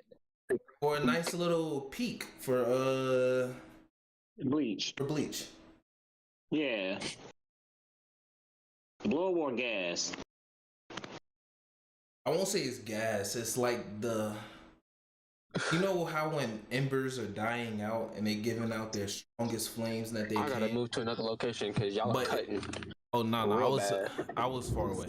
So you know how when like a flame is dying out and it's giving like the last little embers of the flame and it's really You're fucking not gonna hot, do that. but it's not as hot as when the candle was fully full. That's what the Blood War was. That's hilarious. I didn't hear. It's not as hot as Aizen and Arrancar, but you know, it's a nice dying flame. No, I didn't hear a damn thing you said up until dying flame. I had to move to another location so I could actually have some signal. I said the 1,000-year Blood War was like the last dying flame that just seems like it's so bright, but in reality it's not as bright as it was when you first started the flame, which was a Rancor art. So it's just the last little bits of the crisp fire going out. Just embers. Yeah. Now Kubo, he has some time to rest, and he got some gasoline. He went to the store. He bought more firewood. Now we're going into Hell Arc.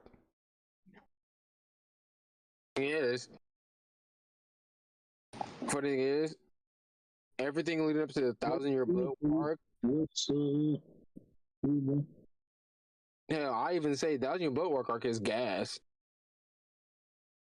But what I will tell you is, Zerker, that nothing in Bleach is worse than Boruto. So you will always have that. Yeah, that's cap. You sitting there with that cape on, you making it seem like One Piece ain't spit out no bad arcs with us. There's always You gonna sit, and I like one. You gonna sit here and like One Piece ain't spit out Fishman Island art.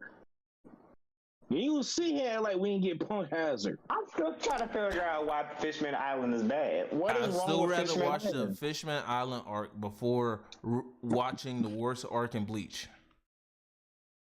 No, I'd rather watch the worst arc in Bleach than watch Fishman. I hate it. Wait. Then let's Fishman Island. wait. Fishman Island was so hot garbage. Wait. No, Wait. This is why we brought it up.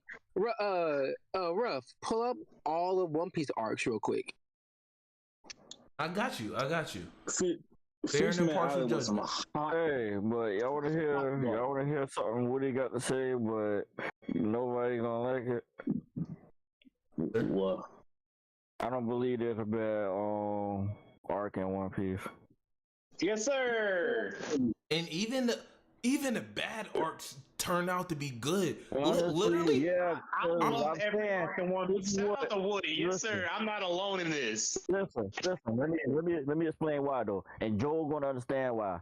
When I watch an anime that's long like this, I want information.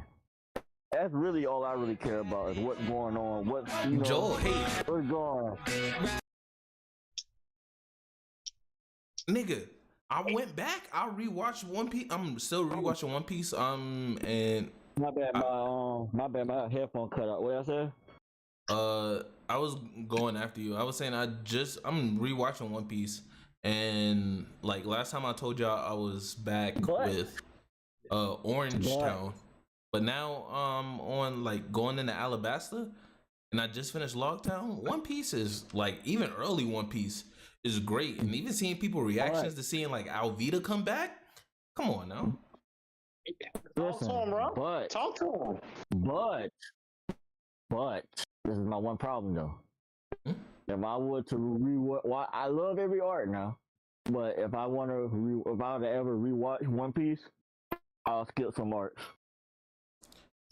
See, I get you. Because some arcs give me the information I need, but like I don't feel like going through this long ass journey to get there. But see, the thing is, yeah, I get you.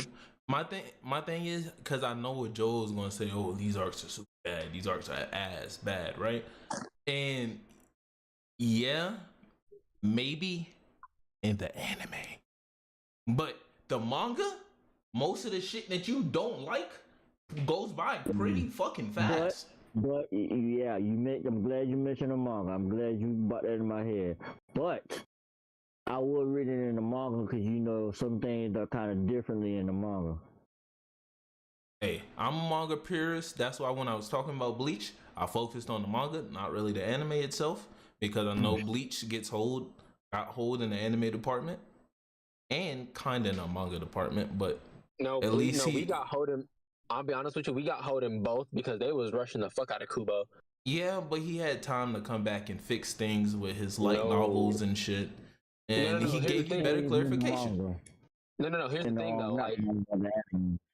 Here's the thing. Like when even like he was trying to do everything right from the light novel to the manga, but again, he was rushed horribly rushed. He didn't have the same. He didn't get the same. He didn't get the same treatment as the other two. He had to crank out those chapters. He was rushed real bad, which is why he had to make the Hellverse movie to do the fight how he wanted. That's true. Like, there's a lot of things that Kubo was just rushed on and he just couldn't go do. We got hoed. Horribly. In a way. So Joel, what's your point? Because you always say I got my cape on. Got my cape on for One Piece. So come on, talk to me. You're trying to be nice, but y'all don't want me to be nice. Nah. Say what you mean. Say what you mean and mean what you say. Okay. Stand on it. Okay. So we're gonna sit here and act like Fishman Island was actually enjoyable. Cool, the beginning of Fishman Island when everybody got back. As a matter of fact, that wasn't in Fishman Island when they got back together. That's Return of Sabaody. That's Return of Sabaody. I was cool. I was here with it. I was like, cool, we good. Then we get all that meaningless blah blah hoopla in Fishman Island. I understand. It was a whole bunch of hoopla. How? Explain to me at what point do they explain when Luffy plans on destroying Fishman Island? That pops up twice and then now it's not brought up again. Hold on, Joe. Don't get mad because we just had a conversation about story building and world building, which we got in Fishman Island. That's what we found out about Uranus. We found out about Joey Boy and his promise to the Fishman Island, and we found out about Luffy destroying Fishman Island. However, it hasn't been invoked yet because just like most people, a lot of people have the theory that Luffy will destroy it at the end of the story, tearing down the Red Line. I give you that one. But still, Fishman Island was some hot ass. How? Okay, so let's start off with the fact that we have the new fish, what they call the new Fishman Pirates, right? Yep. So we have what's his name? Horty, the big bad, Horty Jones. Old. He's taking steroids. I understand. We come back. All these guys have had massive power arcs. Cool. Luffy knocks out. I will say this: within bad arcs in One Piece that I consider bad, which is my personal opinion, stating that for a reason. Okay, there are good moments. There are good moments within the bad arcs. Punk Hazard, there's only one good moment within the whole arc, and that's when Zoro cut Thing in half. That, to me, that's the only good part. Some of y'all will be like, "What about them kids?" In the words of Bernie Mac, fuck them kids. Hey, Joel. See, I get you, Joel. I understand. I get you, but in reality, Punk Hazard wasn't that long, buddy. It wasn't that long, but it was some hot ass. I don't care about Punk Hazard. I get it, and actually, to return to your point about Fishman Island, because I like to be fair. I agree. What was the villain name? Horty Jones. Was ass. Taking steroids. I Taking agree. steroids. Horty Jones was an ass villain. Now However- it goes back to what Woody said. He'll rewatch out One Piece, but as arc, I will skip. It's a bunch of arcs you skip. That shit. It's a ass of skippable shit. What? And Thank What? you. Fishman Island. Okay, Shoot, okay. Before Fishman, Nah, you nah, can Joe. skip Don't get big britches now. To Tef in here. Tef, tell me I'm what's the big skippable britches. island? I mean, skippable shit. Didn't I start off? Shamar is my witness. Didn't I start off by saying I was trying to be nice, right? I told you to get it off, but now you got I was fucking getting it air off. in your chest now. Tef pop in here. Now you get air in your chest. I never had much hair on my chest to begin with. Soon as he said something, you said, No. "That's right, that's right." There is a whole bunch of skippable arcs. Hey, Tef. Woody said the same thing. Hey, Joel and Tef. Listen, let me tell y'all. Y'all either skip Fisherman Island or just go to the end when they're leaving. Or saying their goodbyes. If I'm That's what you being do with honest, Fisherman Island. if I'm being honest, there's the only thing I watch within Fishman Island is Luffy knocking out 40, right? no, not even knocking out Horty because that kind of pissed me off. I skip all that to him trying to destroy the boat. But the 50,000 who trying to call me lying? Well, I was pissed when I was watching. call me lying. Nami. I was getting pissed watching Fisherman Island. Like, goddamn. Boats Fishman- falling. 40 taking steroids, all kind of shit. Like, over that shit was pointless. I understand it. I understand what it was supposed to do for us. It was supposed to show us where the Straw Hats are at, where they're at currently. Which, let's be honest, they weren't. The Horty Jones and they were taking steroids the entire time. If you want to showcase, you know, do it at Punk Hazard or something. And I get what Punk Hazard. That's what I'm about to say. See, Joe took the word out of my mouth. Listen, they should have just went ahead to Punk Hazard. Been getting like taking W's whole Punk Hazard until they got into the factory. And then get right. They had to go to Fisherman Island. Actually, I lied. There's another part I like a Punk Hazard. The end of it when Doflamingo pull up. Yeah. And put Smoker on a platter. I ain't gonna cap. I like Smoker. Not really. That- I got my favorite moment is when Zoro cut that bitch in half. That's the best moment in Punk Hazard. That is That's the probably best one of the moment in best Punk I'm here to Hazard. tell you right now. Here to tell you right now. We don't care. Let me tell you. That's crazy. It's crazy when I defend One Piece. It goes out one end and into the other. But you know when I hate on it, y'all remember everything I say. It's crazy. I didn't say a word. I know you did, Shamar. No, No, I ain't had nothing to say. I didn't My say a thing word. was that just Joel, the moment Tef came in and said something, because you said it earlier, Woody, and then he ain't had that much energy. But then Tef said something, and then Joel said, "Oh yeah, it's a lot." So Tef, Because I bring the fucking energy, Rope. You hating. so Tef, you tell me what's your skippable arcs in One Piece? I got it up on screen. No, you already got that nigga Diddy So- on my right now. I see it. We can go down the list, right? First, I got my own list pulled up too, so let's go. Okay, first we got Romance Dawn. Well, no, it's East Blue. The first 7 episodes. East Blue is Romance Dawn, Orangetown, Syrup Village, Baratier, and Arlong Park. Arlong Park is good. I personally start off with Sanji. I watch when Zoro gets recruited, then I skip all the way to Sanji getting recruited, and then I watch the Mihawk thing. Then I skip all the way to Nami.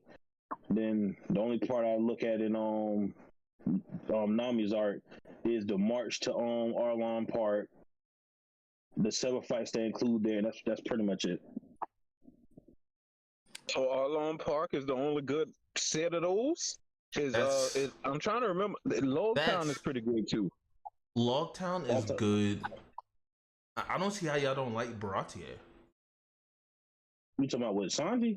Yeah. Yeah, it was good. Don Creed and bro. Yeah. I don't have a problem with Don Creed. It was good. I said I wasn't, bro. It's skippable. It's very skippable. The only parts I watch, like I said, the only parts I watch is Mihawk versus Zoro, and that's pretty much it. It's pretty much it from that whole thing. Sanji's farewell to Zeph. All right, hold on. Let me just tell you all the ones I can skip right now off the top of my head.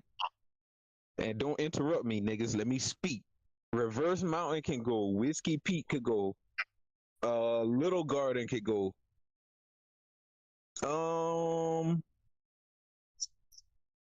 Goat Island for Skypiea could go. Jaya Art could go. Long Ring, Long Island Art can go. Why do people? I'm just jumping in this one because a lot of people always say Long Ring, Long Land is a bad art. Why?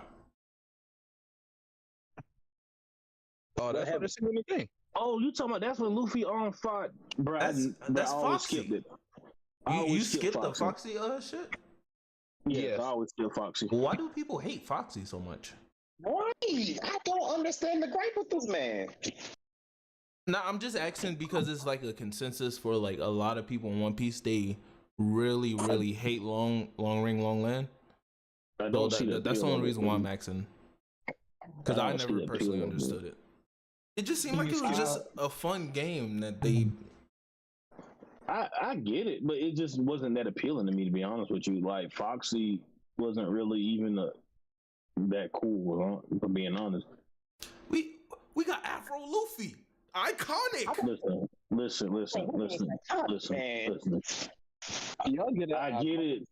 Everybody likes Afro Luffy, but I'm like, cool. That's cool.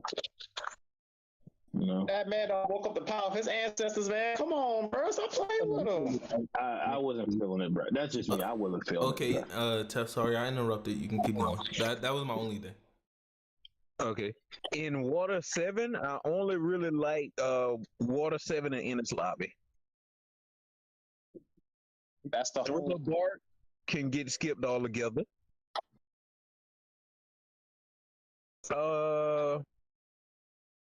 Summit War Arc would be the best saga, that saga.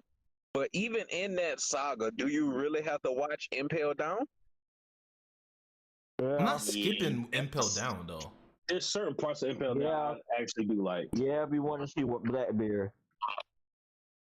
And again, I feel like most like when you saying these, it feels like it's coming from the anime perspective.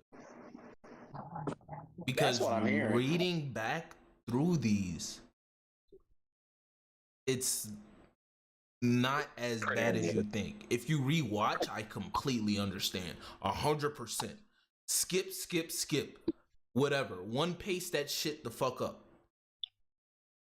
But like with the manga, or if you're just like, if you condense it to like One Piece, or you read the manga, it's not. I don't feel like it's as bad.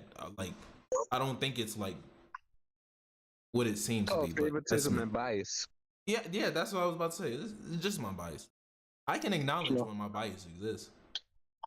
Mm-hmm. My bias is one character. Okay. After that, keep going, Tuff. I think that's where y'all was at, so you can go ahead now. Like, continue on. No. We not done with the arcs of One Piece. You stopped No, at that's it wasn't. You talking about what we was talking about at? Okay. Yeah, then I catch up. Up next we have Fishman Island. Yeah, Joel, you said you like Return to Sabaody, but you don't like Fishman Island. Nope. Tef, I'm pretty sure you agree with that. Right? Yeah. Tef and Joel, more than likely, skipping Punk Hazard, right? Yeah. Yeah. Like I said, I watch certain parts, but not the whole thing. I'll skip it. And then y'all go to Dressrosa, and I already feel like y'all gonna tell me I skip parts of Dressrosa. to the end part where it's just with Law, Luffy, and everybody's like scrambling, and the birdcage is already up. Wait, say that again? I feel like y'all gonna say, yeah, Dressrosa, just skip into the moment the birdcage goes up. Pretty much. Yeah, bro. The tournament was cool, but at a certain point, it was just like, okay, yeah, this needs to kind of hurry the fuck up. You could tell it was just for wasting time. Okay, Zoe. I can do without Zoe. I can do without Zoe. That's crazy because I wouldn't skip Zoe. I can do without Zoe. You're biased. I can do without no, Zoe. No. I understand my bias, but I didn't watch it. for Zoe, I because can't understand that one. I wouldn't skip Zoe because how short Zoe is. No, I'm saying you literally got that nigga video right now. I see it. Zoe is short and is packed with information. Listen, I didn't watch it. I just went Wait a to minute. YouTube and got Time what out. I needed. Time out. Ruff, you agree with this man, Woody, and Woody has told us about 2 different occasions where he was skipped, but he gonna say there's no bad arts where he. You know what? That's cool. That's I'm not the main. saying, just like Joe, just like how you be telling me you don't want spoilers no more, you want the excitement. The first time watching it is exciting and cool, but it's like, damn, I'm watching every episode and I already know what's gonna happen next. Let me go to something I'm gonna actually enjoy seeing. I'm gonna be honest with you. You know what's funny? Never being nice to niggas no more. You know Wait, what's funny? Go ahead, Zerker. Those chapters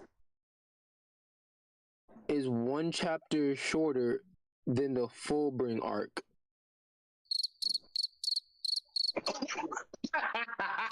The worst arc for Bleach. Why this man bringing Bleach back up and me? Oh, stop that.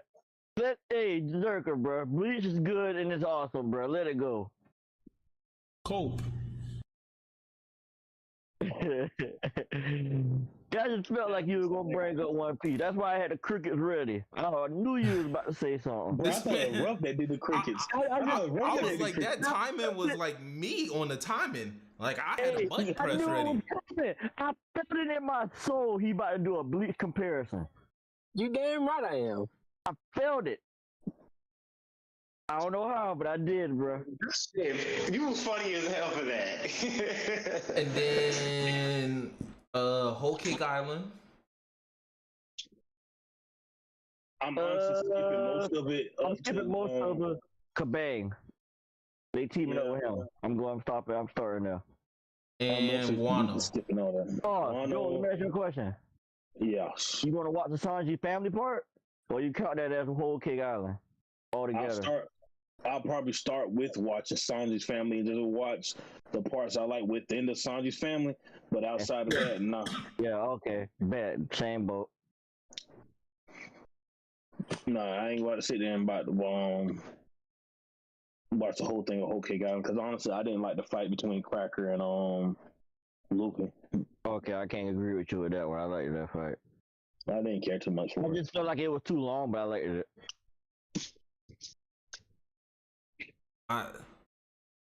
So it's just probably just a difference. And yeah, I want to say it's my bias, but I don't think it's biased. I don't understand how people want to skip those set arcs. But for me personally, I just think it's because my relation to the One Piece anime is literally non-existent. So most of like gripes and stuff people have with the anime, I don't know about because I've always read the manga, and then if I wanted to see something animated, I will go to that. So now I'm fully going back to rewatch One Piece, and I do understand like everything y'all saying about like, different parts being dragged on and all the other stuff. So I do get y'all. But my thing is, I just feel like that's mostly towards the anime side of things, not really towards the manga because of how packed Oda is with his chapters. But even with honestly, even with Egghead, there's moments I would skip. But over the overall arc, I'm enjoying it. What moment are you I'm skipping in definitely Egghead? skipping Bonnie backstory. That shit is skippable like a motherfucker. The only reason I won't skip it is because of It's cool, Yeah, nigga. How is this nigga gonna say skipping? Bruh, how the fuck you gonna forget? Skip Kuma's backstory. When Kuma's the Celestial backstory was Dragon. going on, we were all in agreement that it was the best backstory we've ever gotten in One Piece. That's Kuma's backstory. You forgetting that Bonnie's we got a a part whole of it. yeah, we got a whole separate section of just Bonnie as well. Nigga, for like 3 chapters. Yeah, and Kuma was in every last one of them. No. We got 3 chapters of Bonnie that could have been covered in 3 panels in the Oh, Kuma you shit. talking about when she was looking for Kuma? No, we got a he's good talking about couple when it was chapters showing about- Bonnie progressing through her ages. Yeah. Kuma was in every last one of the shits. Yeah, but he wasn't the focus. We didn't care about Bonnie. Everything about Bonnie, you could have just left. Even hold on, no. Hell Now that I'm no. thinking about it, you're taking Kuma out of it because Kuma was even a major portion during that part of the story. Even when Kuma because wasn't they in were there, No. We got 2 separate flashbacks in Egg. One was for Bonnie and then one was for Kuma. It was 2 separate ones. Which separate flashback for Bonnie did we get? The Bonnie Yeah, we get- flashback was in the Kuma flashback. No, it wasn't, because that was separate. yeah, you tripping. I think you tripping. It was in the Kuma flashback. You It was tripping, 'cause towards the they end of it, flashbacks and it was showing was Kuma together. still being there, seeing Bonnie, and seeing her life progress. And it would show you little clips of things that Bonnie would do, and then it would show Kuma on the side looking. And then during that was time, an entirely different flashback though. Because didn't they go into Kuma's flashback right before he got to Egghead? no. No, we ain't getting to the flashback until Bonnie found his own thing in that room. Actually, no. It was still after that. Yeah, It that's the wasn't. part I'm talking about. When Bonnie found the memories in the room, and then we got all that bullshit with her for like 4 chapters. Bro, you wrong, Jeff. Bro, No. I'm looking at him now, bro. It was all together. Cause remember, Even when people were saying, "Oh, we need that Kuma flashback story," because Bonnie went in the room, and then immediately it jumped to Bonnie coming out the room with Vegapunk, and then all the things with like everything else happened, the attack with all the other shit, and then mid attack, that's when Oda threw us to the flashback. I think Jeff talking about when Kuma took Bonnie to Egghead, it was just chapters dedicated to her. That's probably what he's talking about. But they still wasn't even bad. And even that was a short. That wasn't even Yeah. like. And Kuma was there getting worked on too. Tef, I think your problem. The difference is, Personal. Tef, your problem is because you're going by week to week, and you're putting your week to week into it. And I mean, the that week of actually waiting for matters. information. Go That ahead. matters when we go 3, 4, 5 weeks without a goddamn manga that's 1,000 chapters long. Like, bro, You said 3, 4, 5 weeks. When have we gone 5 weeks? We've only gotten 2 breaks from Oda that was a month long. One in Wano, one recently. The one recently was completely understandable for understandable, yes, but still, when he come back with an underwhelming chapter, it seemed like the break was even longer because that chapter after that 3-week break was underwhelming. it was underwhelming because it was an unexpected event. It was literally a global event. Who expected Toriyama to die? And if you didn't know, it's pretty common in Asian cultures and in Japan to take a month of grieving. The news was so detrimental to Toriyama's death that the Chinese government recognized it. Nigga, the cartel put a fucking pause on everything. They put a ceasefire. Hold on, time out. No, wait a minute. Wait. Hold on. I'm going about to get us hunted down. I think y'all taking something too like y'all taking events and making them too like trying to combine them when what he's saying. He does not. His whole thing is he does not like Bonnie, which I totally agree with. Within Kuma's backstory, because I don't count Bonnie's backstory. Within Kuma's backstory, all that Bonnie BS we got, I could live without it. I don't like Bonnie as a character, even with her flashback that we did got. It made me like Kuma even more. I still don't like Bonnie, even though I know what she went through. To me, Bonnie is a useless character. To me, that is my opinion. Let me state that again. Yes, that is my you opinion. are free and welcome to have that. You don't like Bonnie. You think it's useless. However, I do want to point out that they are making a big deal about Bonnie's and her devil fruit being able to manifest distorted future versions that incorporate Nika into it. That's cute. That's nice. That don't make me like Bonnie. You can give that devil fruit to somebody else for all I care. I wish they would have gave it to something personally. I wish they were off Bonnie in this art, which I'm still praying for that. I don't like Bonnie. Uncanny, sir. Okay, Joel, I got a question for you. For Joel and Tef. Who do y'all hate more, Bonnie or the Scabbards? Bonnie. Okay, I don't understand that. I don't understand. Or like Scabbards, their whole the Scabbards. Scabbards. I like the Scabbards. They're both useless, but I like the Scabbards. No. But one or two of them, the fat one, no, three of them. The fat one, the one that was on the White Bear Pirates, and what was his fucking name? The one that was pretending to be somebody else. Those are the only ones that can be I might hate the Scabbards more than Bonnie, because Bonnie ain't been annoying me for as long. Bonnie, like, okay, I understand that then. Joel, yours with hating Bonnie more than the Scabbards, I don't understand. I just don't like Bonnie. And you can tie that in with my disdain for the female characters within One Piece. Okay. You know what?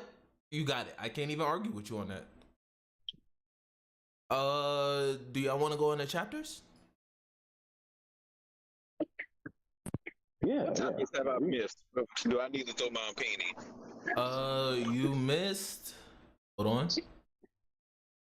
Zerker with his shit version of his Defend Your Hate, because he really didn't even talk bad about solo leveling. He just creatively sucked off solo leveling. People pick mutant abilities. News.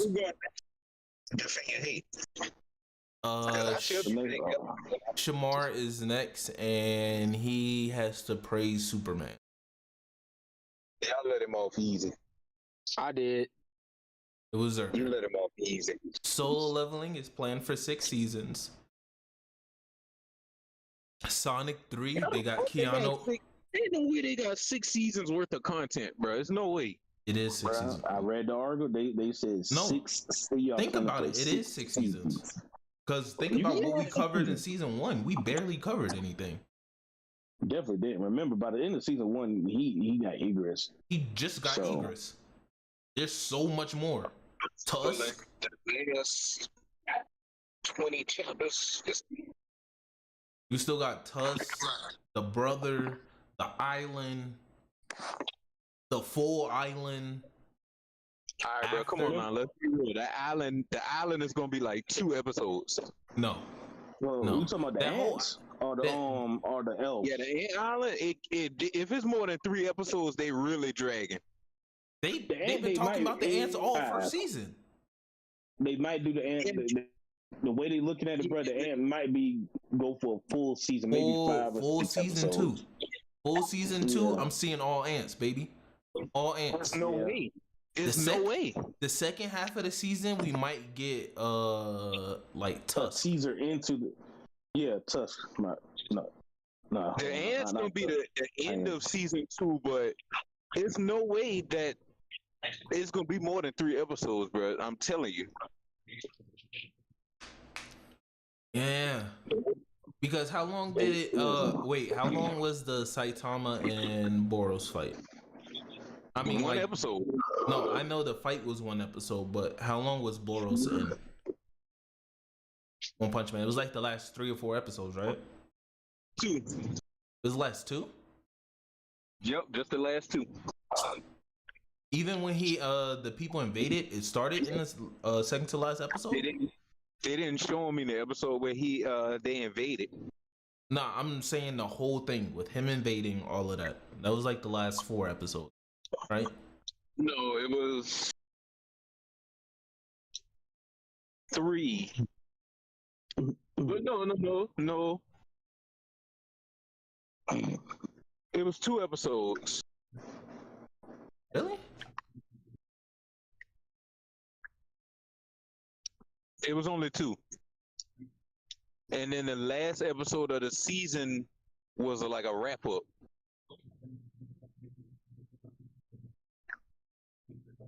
Yeah, because most of the first episode was them fighting Melzagard. Saitama running around on the ship. He ran into Boros in that episode at the end. Nah, 3 episodes. It is? Yeah, because episode 10 is when fucking the morphing alien that had the little ball. That's when he first started showing up. So that's when it started the invasion. So 10 to 12. So 3 episodes. So I can definitely see Solo Leveling pulling off 4 to 5. For the ants? I can see it. I'm telling you, it's not. I can't see it. It was only like 3 chapters in the manhwa. No, it wasn't. No, it was like 4 or 5. It was like 4 or 5, wasn't it? So you have to think. You have the events that led up to Jeju Island. You have the hunters getting to Jeju Island. The hunters folding on Jeju Island. Oh wait, I wasn't done yet. You have the incident that happened on Jeju Island where a lot of those hunters were getting folded. Then you have Jin Woo showing up to Jeju Island. And then you have everything. You have the after events of Jeju Island. Hold on, wait. And before Sun Jin Woo even showed up to Jeju Island, he was still wasn't he doing side shit with he was just home with his mama. He was chilling. I thought he was doing something else. He was doing the quest thing when he switched, but he wasn't like doing nothing specific.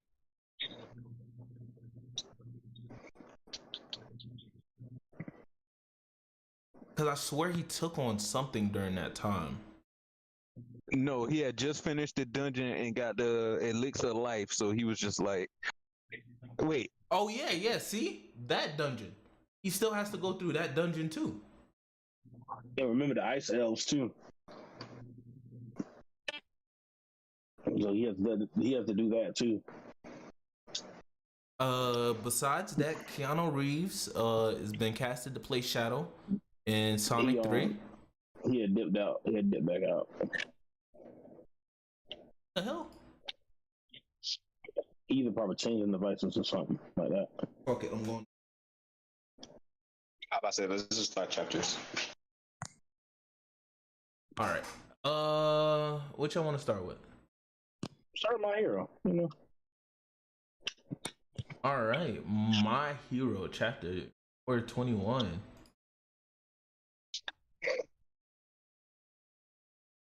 A good chapter. I actually like the Avengers reference they had too.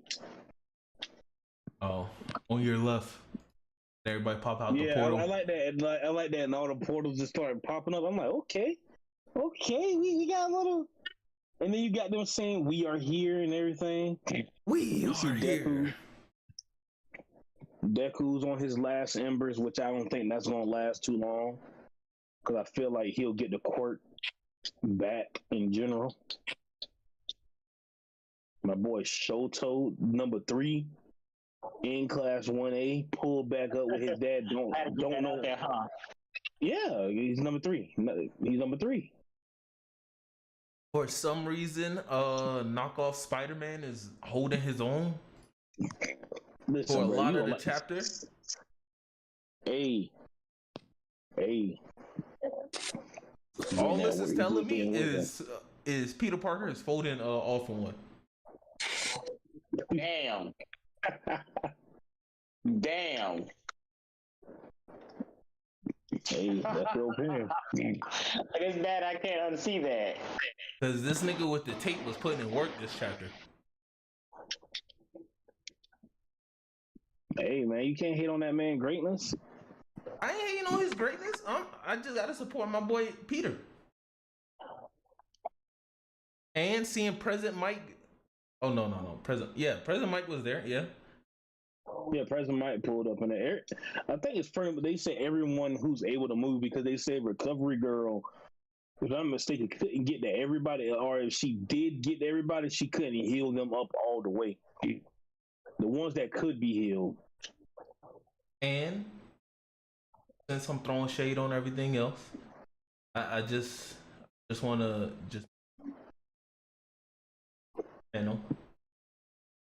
Horikoshi did his thing with this panel. Hey, we are here. I was like, okay. That we are here thing is This cold. better than most panels in Bleach right here. I'm not even looking at that. Look at the feeling in the background. Look at all of that. Look at all that. Yeah, I know Shamar noticed too, because Shamar is an artist. All You know, that he be spacing, looking at. yes, all the spacing in the background, everything just taken up. The whole page is full. That shit was fucking straight out of Avengers, and that shit was so cool. And not, you know, sitting in the background where things about to look like it's about to get photoshopped. Hey, you think you getting trolled for that shit? Oh well. Oh no, not for this. This is just a way of paying homage, and we know Horikoshi be working like hand in hand with like Marvel niggas. Yeah. Okay. He's a fan of Spider-Man, so I think they have a crossover, don't they? yeah, him and Deku, something like that. I heard they put Yuji in DC Comics, ain't it? Something like that. Yeah. Do you have any theories for next week for My Hero? Well, the week after, because you know this week is Golden Week. Golden Week is next week. Yeah. Would you be mad if he get it back? No, not really. I wouldn't be mad Really, at but I don't think he's gonna get it back though, only because of the fact he ain't got no arms. He does have arms. Yeah, he got him back. Oh shit, he got him back. Yeah, All right, he's every lying though. rewinder thingy. I will say that I think the best part in the chapter is just Deku putting on the All Might shirt. Like that simple small detail. It's just nice. Yeah, and then you got one thing I did like. The people are cheering him on, understanding this is the final. Like this right here is the final push. Like nothing else matters at this point. This is where the heroes that stayed heroes are showing them. This is why we're putting everything online in this very moment. If we lose here, just know we did everything possible. Basically. But personally, I think he's going to get his quirk back. Honestly, I don't want him to get his quirk back. I feel like Midoriya has suffered enough. Right. Well, what you call suffering, him and his character, him messing his arms up, thinking about it, Deku never looked at it as him suffering. His mother has. Yeah. All Might have. But can I say something? What's up? Go ahead. What if this scenario happened? Would y'all be mad if, like, y'all remember they said numerous times since Deku got the quirk, it basically got to his peak. So what if, you know, he's saying he about to use the last little bit, like, of the fire of the quirk, right? What if it never leaves him in the first place? Like, it's still there, but he just basically, his body just took it as his own quirk now. I won't be mad about that. But everything, it made me think of something. What if Eri rewinded, brings his arms back, but on top of that, what if it made his arms better? I don't think I would like that. You wouldn't like that? I feel like that's what. I don't think that's what happened, but it'll be a nice homage. I'm glad. I'm glad of what they did with Eri. They didn't have her come to the battlefield. She tore off her horn, which they didn't want her to do. But I like how they handled Eri in this situation. Steph, you have any thoughts you want to share on My Hero? Yes, this is a major one. Hey, so fuck all that. Do y'all think he getting a part of the quirk back? That's what I'm saying. Yeah. Cause I ain't gonna lie, if Horikoshi ends the story that way, I swear to God, My Hero Academia is gonna be one of the worst mangas in my opinion. Why? I still have Attack on Titan under that one. Build up this whole story. You got this nigga monologuing every episode. This is how I became the greatest hero. You don't become the greatest hero with this bullshit. You are a fucking ass. No. Don't do that. Don't do that. For you, somebody that always has their cape on for Deku, I feel like after Deku taking out All For One, he has suffered enough. He's put his body through enough. He put his family through enough. His mom has been going through a lot. Or he could retire. All Might just wants him to have a good life. I'm okay with Deku. After this, he made his mark as the greatest hero by taking out the greatest villain. Like basically, he retires after this. Nigga, 3 chapters ago, they were saying, yo, yeah, we see Deku, we see what he's doing, but we still don't feel that same hope and inspiration that All Might expired.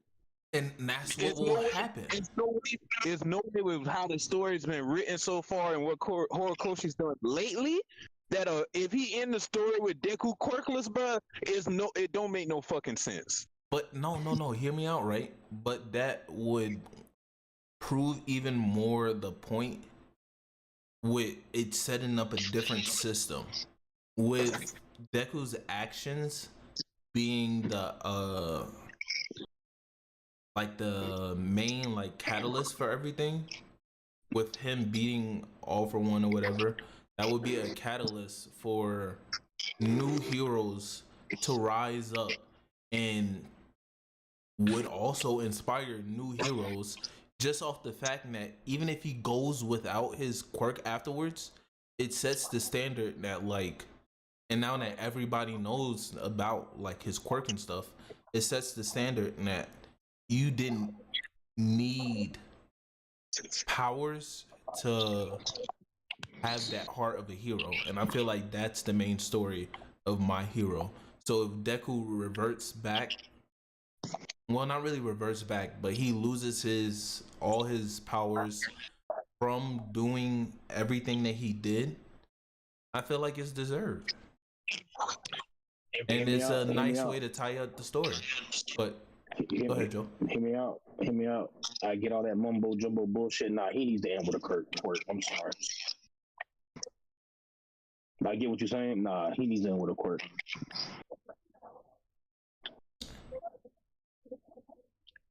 We'll see. Why? If the story ends the way Horikoshi is writing it right now, character. You wouldn't even be more influential than Sting. I don't know. I think he would be. Literally, look at everybody rallying behind him. I feel like Deku is like Captain America at the end of Endgame. He can retire. No, Deku himself doesn't even want to retire. But if he loses the quirk, he understands he loses the quirk at the end of this fight. He'll be satisfied with what he did. But his whole overarching story, he wants to be a hero. Yes, he's accomplishing that goal now, but that is his long-term dream, not short-term. He did become a hero. Yeah, but he needs to work. And hold on, Horikoshi, how you gonna take this nigga powers from him and he ain't even on 100% of it for real? You know why I think Tef don't like it? Because if he lose his quirks and shit, Tef won't be able to gas this nigga up to high heaven anymore.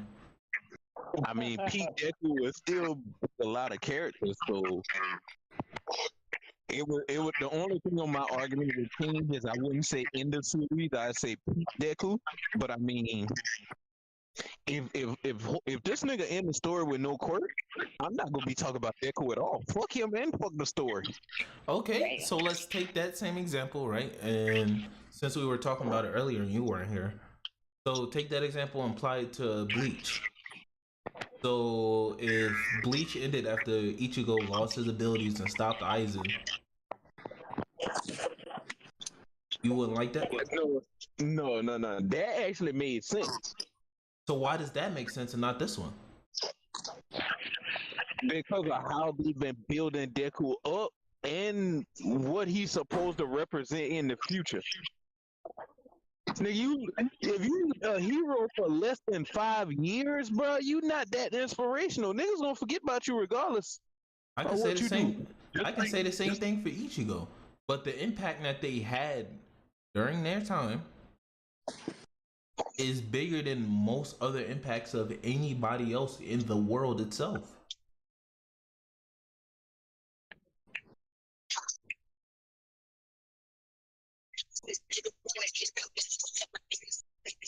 And I just want to point out a point that I made earlier, Tough, that you wasn't here for, is I said that Ichigo losing his abilities was a great way to end his character, for Ichigo just because he sacrificed everything for his final thing.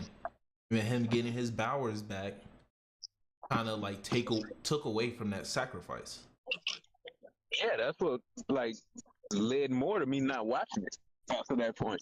Just close my damn slide. So with that same logic in mind, why does that not work for My Hero? Because it's a different story, different narrative.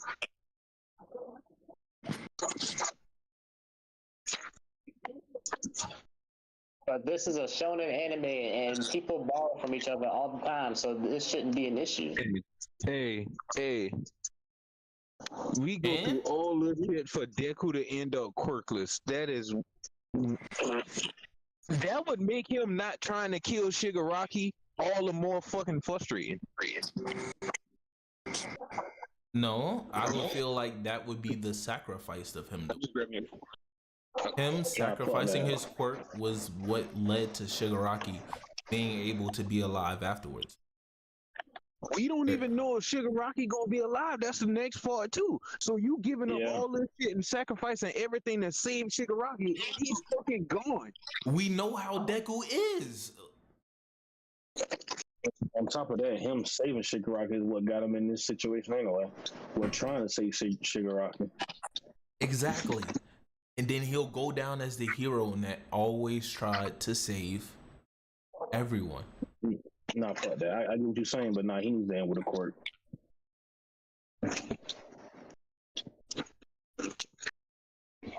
if Shigaraki do come back, they better not pull no bullshit. Oh, he didn't know what he was doing. He was manipulated.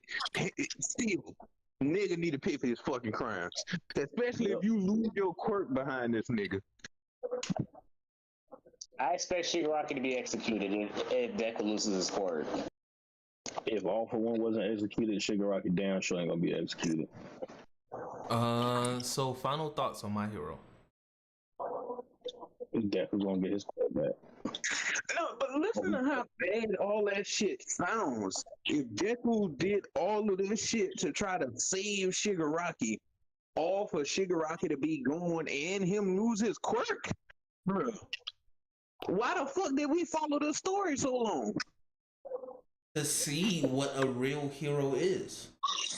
Nah, fuck that, bro. You keep pushing this real. Not the only because the reason why I'm pushing this hero thing is because I feel like My Hero more than anything else takes inspiration from like American comics. So like different stories like with Spider-Man, like hanging up his cape after like dealing with certain things and stuff like that. So I feel like it's written from a different perspective. Are you a real hero just because you put your own morals and principles over the greater good? Does that really make you a real hero? But what is a greater?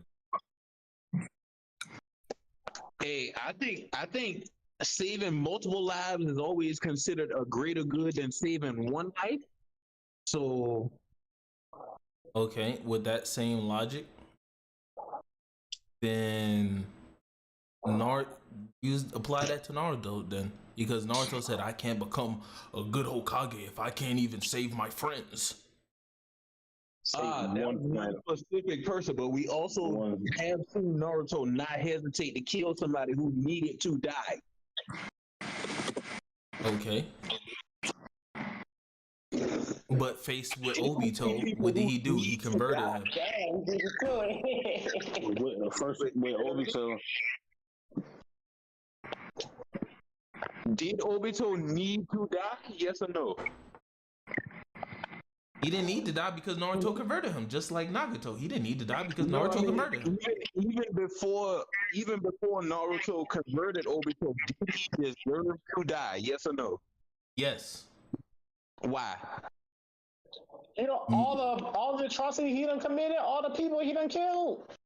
What people did he kill? The Akatsuki? Yes. Yes. Did he form the Akatsuki?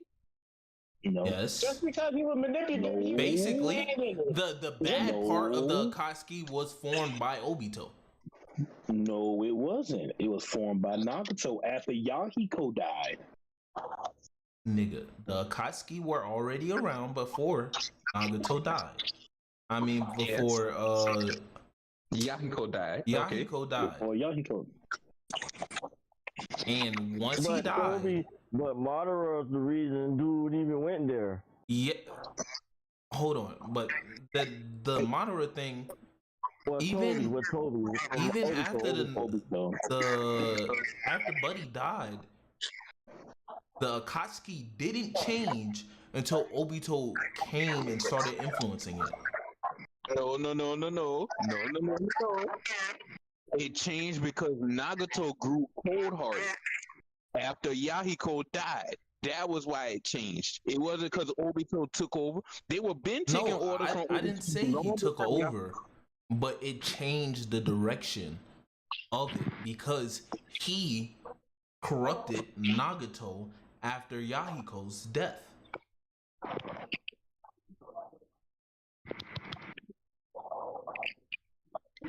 Nagato didn't just immediately turn cold-hearted. It was the influence. It was the influence from Madara. No, it was not.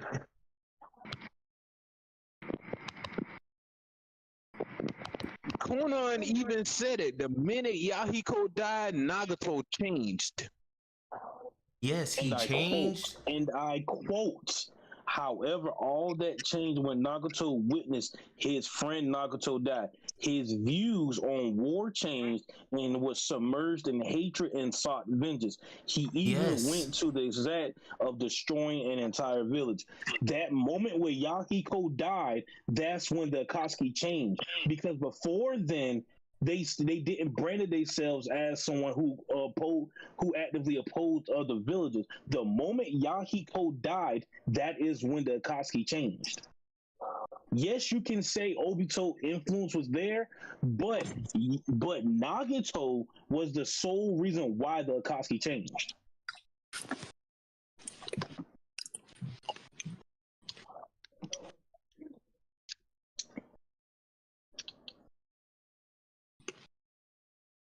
That still don't take away all the murder. And a big reason why Obito didn't deserve the guy, his fucking goal wasn't mass destruction. His goal wasn't to kill everybody and wipe out everything like Shigaraki's goal is. Obito still wanted everybody to be alive for the most part to experience a new world. Shigaraki, I want to decay everything and everybody indiscriminately. I don't give a fuck. And Deku, no, we need to save him. And at several points in the story, Naruto was willing to kill Obito until he found out more about his background and why he was that way. And then he was like, okay, I'm gonna talk to this nigga. Hey, Naruto ain't never ducked and want to kill. So tried to kill Kakashi. He didn't want to talk him down or just weaken him. He wanted to murder him. You muffled in and out of there. I didn't hear that. Which part muffled? My bad. Just say the whole sentence over. I didn't hear the whole thing. Just try one more time. Okay. Naruto would put people in the ground. This nigga did not. He was trying to kill Kakazu. He didn't try to talk to Kakazu. So Naruto is willing to put niggas in the ground. So you can't apply that logic to Naruto. I got it. I just had to just go and check, right? My point still stands because even when Yahiko died, the major thing that happened, Obito talked to them right before Yahiko died. And when he talked to him, he was also trying to influence Nagato. However, it was the same type of manipulation that Madara used against Obito with the Rin situation, where he talked to him first and then let him go to experience the dangers and shit of the world, so then his mindset would change based off the conversation that they had previously. And they also show immediately after Yahiko's death, which I just seen and just had it on the screen, Obito and Zetsu pulled up to Nagato, and then Nagato was like, all right, things are changing. But it was all because of the manipulation of Obito that started before Yahiko died. The show was Obito and not the fact that Danzo set all that up. The reason why I say it's Obito is because the conversation that they had, Obito was telling Yahiko and Nagato about there being no such real thing as peace. There's no peace in this accursed world. They always say it. There's no peace in this fucking accursed world. And then immediately after, when he calls back in Obito and Zetsu to have the conversation afterwards with Konan, he literally repeats the same thing.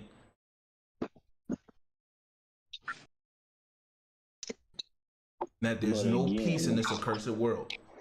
But again, the thing that really changed it was Nagato.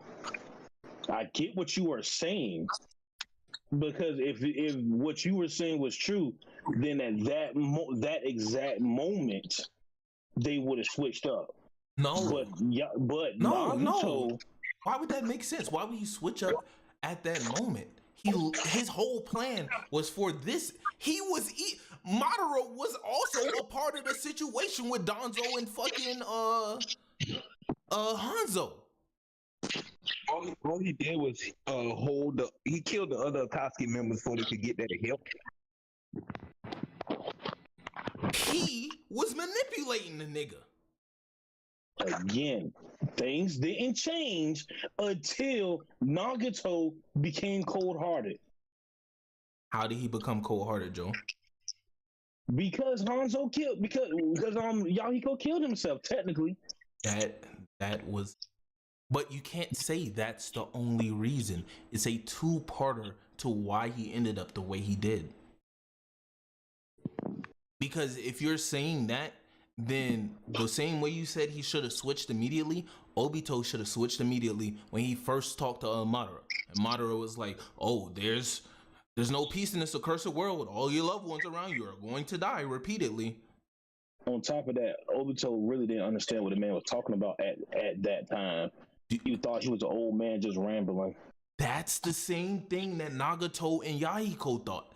Because that's when Yahiko was like, he didn't want to do that because it was rambling and it was nonsense. Nagato put those pieces together after seeing Yahiko's death. That conversation and the death played a major role. Just like in JJK, where Geto switched and he started being mad at fucking humans and shit, he wouldn't have been that way if it wasn't for 2 compound reasons. 3. Gojo, the shit with old girl dying to Toji, and the conversation he had with Yuki. The final straw was his homeboy dying. But the conversation with Yuki, influenced by the death of his homeboy and the already previous death of old girl, compounded into Geto switching. There's compound reasons. It's not just one reason, because even how he wrote the story, most of these characters in Naruto have multiple reasons for why they did different things, and that's what make them fully rounded characters, because they're not just a direct, oh, this is what they were. These people were changed over time gradually, and we see it happen to everybody in the story. And the main thing that made Naruto special was because he would not change in the face of those things, regardless when people had the same exact fucking conversation with him.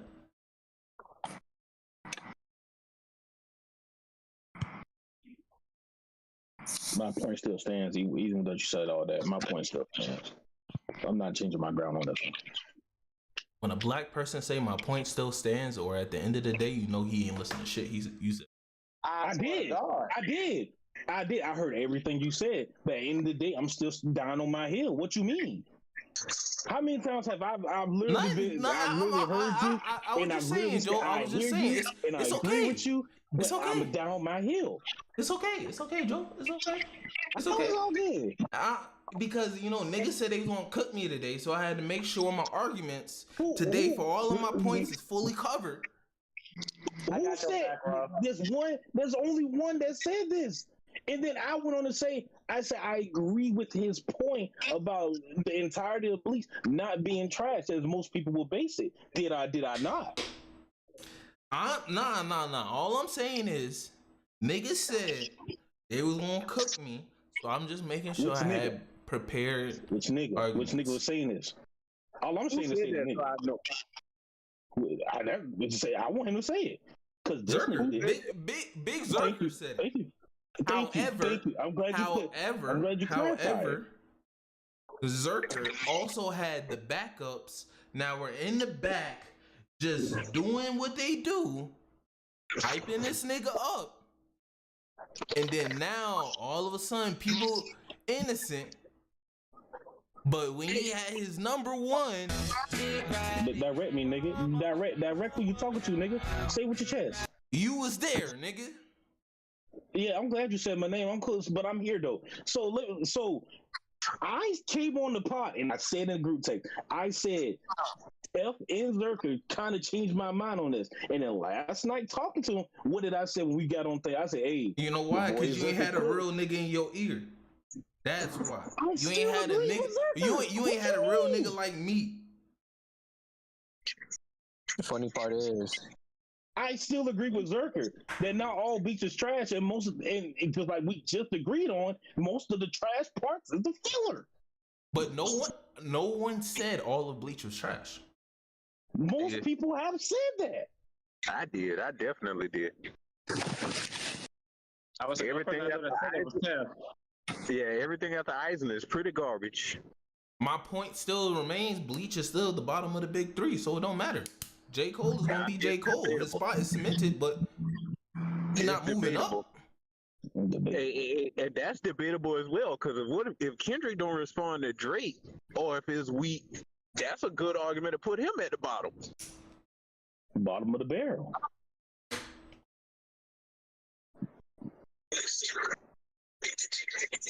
No, don't whisper. Say it where we can hear it.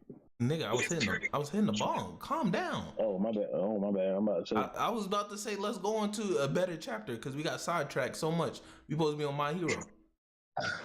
Funny thing is, my point was still proved. I thought we was moving. I thought we had already left My Hero. Oh no, I had stopped us from moving from My Hero. You got a point. All right, go ahead. JJK or One Piece? Actually, let's do One Piece. We'll end on JJ. Yeah, let's do One Piece.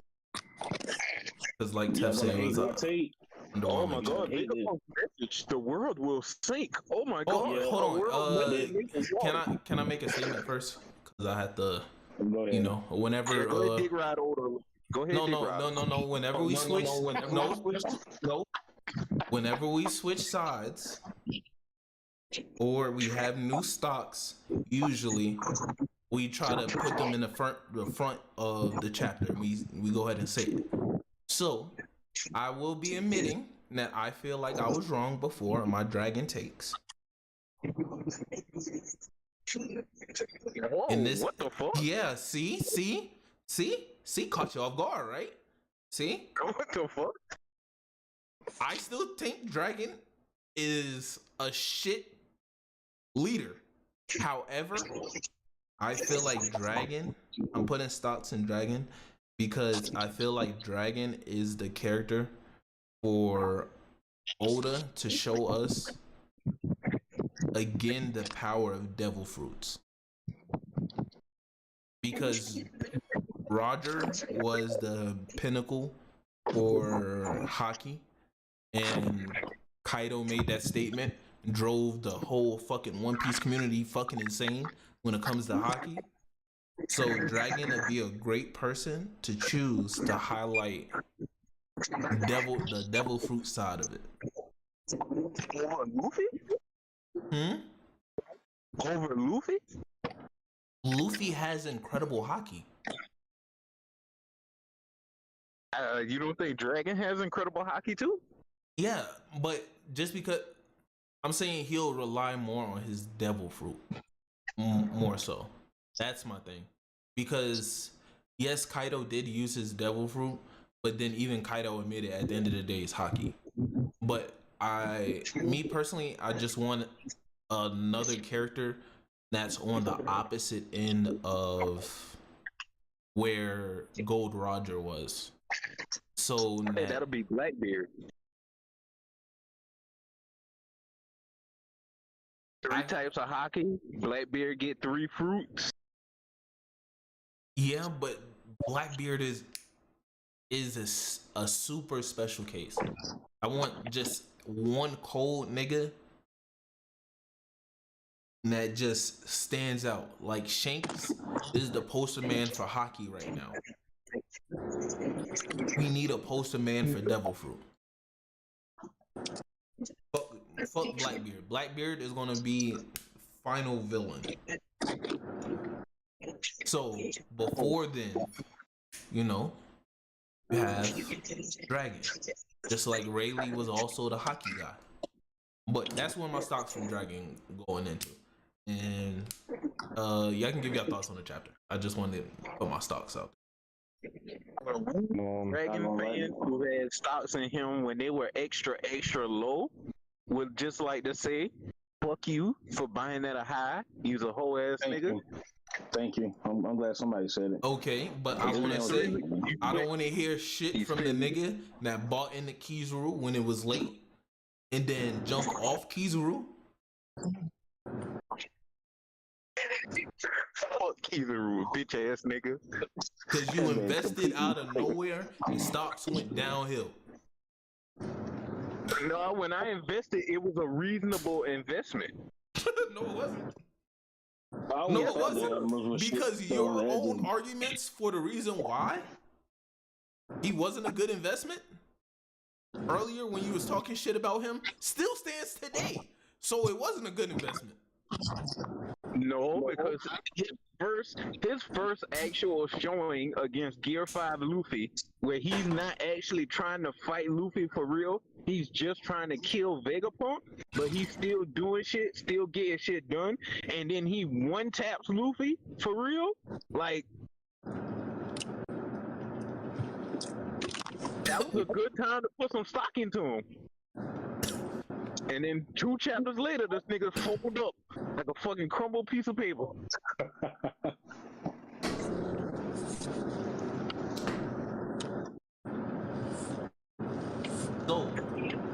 with this chapter. Thoughts?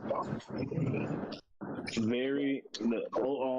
Hopefully, there's more to Vegapunk's announcement, but so far, his announcement is very underwhelming.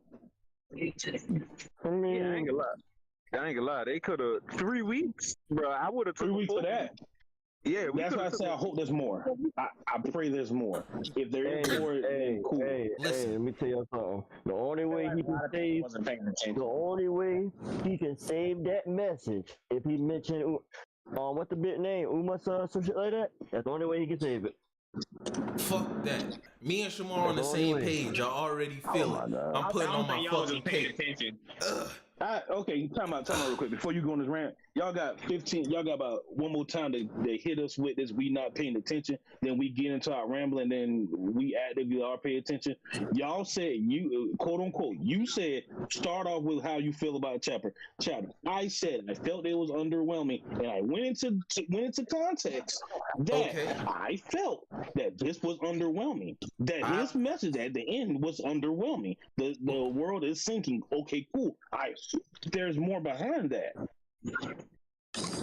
And now you can keep going. With that stream, y'all see this? This rag? I brought this out for a reason. I didn't want to bring out something big. This rag is a symbolism of my cape. There it is. It's on now. All right. His cape. I just put my cape on. All right. Huh? Why y'all acting? Don't step on that cape when you're trying to walk. That's why I got a short one. Yeah, I got a mini cape. It's a mini cape. Exactly. And I just want to let you know that I'm looking at the stream and you can't see you nowhere on there. Damn, all you see top of his head, ain't it? Nah. That was it's delayed. Looking at it. Delayed, nigga. Goddamn. It's for streaming wise. It helps me save fucking internet service. Stream is always delayed. Hey, well, listen here, man. Listen. Y'all said we didn't pay attention, so please explain to me what happened in this chapter. Okay, nah. It's not about me explaining what happened in this chapter. No, we missed something. Remember? Yeah, y'all niggas got credit, right? Nope. I missed something in this chapter. Remember? No, you got credit, don't you? I wasn't paying attention, right? I missed something, right? That's what I'm trying to explain. You got credit, don't you? I'm waiting for you to explain what I missed in this chapter. Exactly. I'm about to get into it. Yeah, you got credit, right? To answer your question, yeah, I got credit. Go ahead. You know how credit works, right? You build up good credit, right? Hasn't Oda built up? Oh, here we go with this shit. Enough good credit with you, nigga. To each one of you niggas to think, if y'all think that this is it, talk to him. Y'all think his message. Y'all think he waited that long? This is it. But for us to go on a 3-week, this nigga keep going for this 3-week break shit, nigga. We know why the 3-week break shit happened. It wasn't because of One Piece. We get that part, but what we are saying, for it to come for 3 weeks, we needed something bigger than this. That's all he's saying. He's not talking about the significance of the 3 weeks. He is talking about we took 3 weeks off. Yes, it was significant. We understand the significance in the 3 weeks. We understand that part. He is saying for the 3 weeks, this is what you brought us. That is his point. That man just went back to regular scheduled programming, and y'all, man. It sounds like niggas are entitled. Oh my god! Right, that's what it sounded like. Nigga, of course I don't think that's the end of Vegapunk's message. But for 3 weeks, all you come back to Vegapunk saying is the world will sink. No fucking deal. We learned that in Wano. We learned that shit in Wano, nigga. The fuck are you talking about? We don't care. But did the world know that? No, nigga.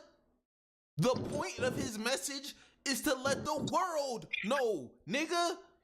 So, if he says, oh, Emu fucking exists, nigga? Are you gonna say, oh, we already knew about that back in Reverie? Yes, I'm gonna say that. Yes, I'm gonna say that. How many We already know about it. I hate niggas. It's a message to the world. We know the information because we're in the fucking story. Listen, nigga. How many fucking people know about the old Wano that sank? A lot of people across the fucking world, nigga. No. What are you talking about? All people knew about Wano is the fact that it was a closed-off country that nobody could trespass because it had dangerous samurai. That was it. No one knew anything else besides that. They have dangerous samurai, and it's a closed-off country. Attention to One Piece. Y'all just want to put your hate out there. Shut up. Please stop saying we don't pay attention. Because most times you forget we're the ones that clarify shit for you. That's some bullshit. Hey, get off my mans. Get off my mans. Get off my mans. This time he's on the right side, nigga. You just siding with a wrong motherfucker. A wrong motherfucker decide to agree with you and you want to back him up. Get all the times he been wrong. Nah. Oh, I'm just a wrong motherfucker. Y'all asked the crazy thing. You asked for an opinion, and the minute we gave an opinion, you say, "Oh, has he not cooked? Can we give an opinion on how we feel about this chapter?" No. See. Your opinion about the chapter is different factual when you adding in all these extra hyped up expectations, when again we all know this break wasn't a purposeful break. If it was a purposeful break, I would understand being hype for the next chapter. However, it wasn't a purposeful break. Oh God. So you got a regular chapter, a good chapter. You were expecting fucking mind-blowing shit. When again, this is also information that's just going out to the public world, which a lot of it is unknown. Progression. I was expecting progression. That's what I was expecting. I got a question because ain't nobody said what happened in the chapter. Somebody tell me what happened in the chapter, please. I'm listening. You found out that Vegapunk, that's possibly his brain. I'm going on a limb and saying that's his brain. I don't know what I'm saying. Can I ask a question? Do you think his conscience still in there, motherfucker?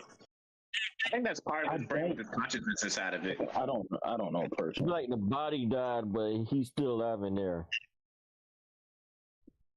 No, because they confirmed he even said at the beginning of the video, if you're seeing this, I'm dead. So I'm guessing at this point. You don't think you don't want to tell, but you wouldn't think you won't want to tell them that, oh, I'm still alive, but my body's gone. Man, I got a big ass brain right here. So the easiest thing for him to say is, oh, I'm dead. But there's a possible way of bringing him back. No, I think Vegapunk. I mean, technically, he's still alive because all the other Vegapunks are alive. Yeah, so, but the main body, in sense, is, I guess, dead. I don't know. Satellite. Well, not satellite, the damn, whatever he called it, so. I think it was satellites, yeah, I don't know. Something like that. Okay. I don't know why I keep calling them Seraphins. I don't know why I keep calling them that for some odd reason. Because you're thinking about satellites. Yeah. Man. And we got to see Sanji go a little crazy, you know? Right? Boy, Sanji kicked the fuck out of Nurse Juro. And I guess. So hold on. So far, let me just make sure I got everything so far. They see Vegapunk brain. Sanji throw a kick. What else?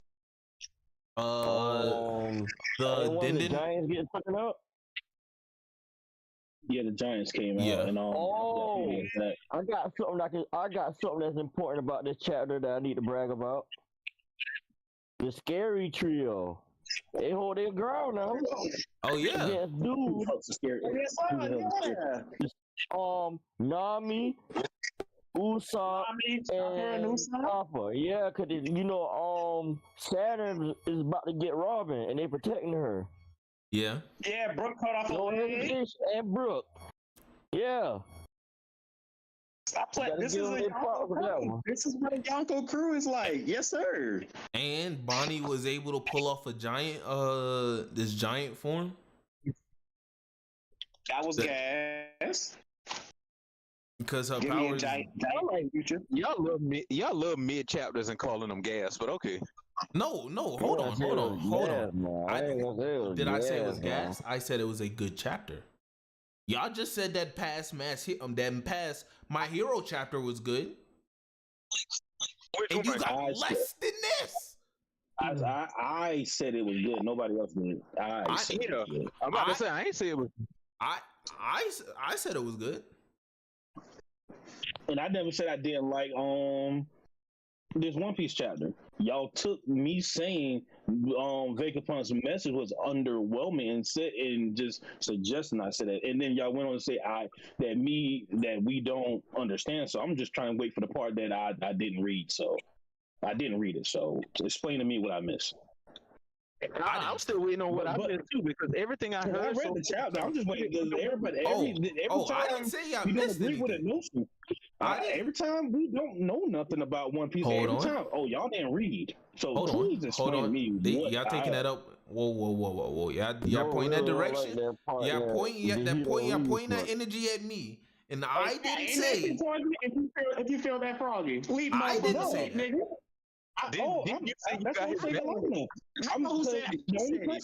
The only person that's telling me what I missed is Ruff. I'm waiting for the other person. Whoa, no. When did I say you missed something? No, that's why I said the one person who said something that we missed something isn't saying anything. I said you're saying it. That's why I said Shamar. Please tell me what I missed. Hey, and not only is he not saying that, Ruff, you were saying you got his back, and he just said that this chapter was fire. This chapter is not fire. What's wrong with this chapter? It's boring as shit. It's boring as shit. No. See, y'all both got two different opinions. Joel, not to be rude to you, let Tef talk because we get you, Joel, because you didn't say it was a bad chapter. It was Tef. Tef is more on the side of like it's a mid to. He said it was a boring chapter, so this is directed toward Tef, not you, Joel. All right, there we go. So that narrows that back down. Tef, what was bad about the chapter from Shamar? It was really unimpactful. Nothing really happened. Maybe I'm just spoiled by JJK giving good chapters every time they drop something. That's all I'm ready for.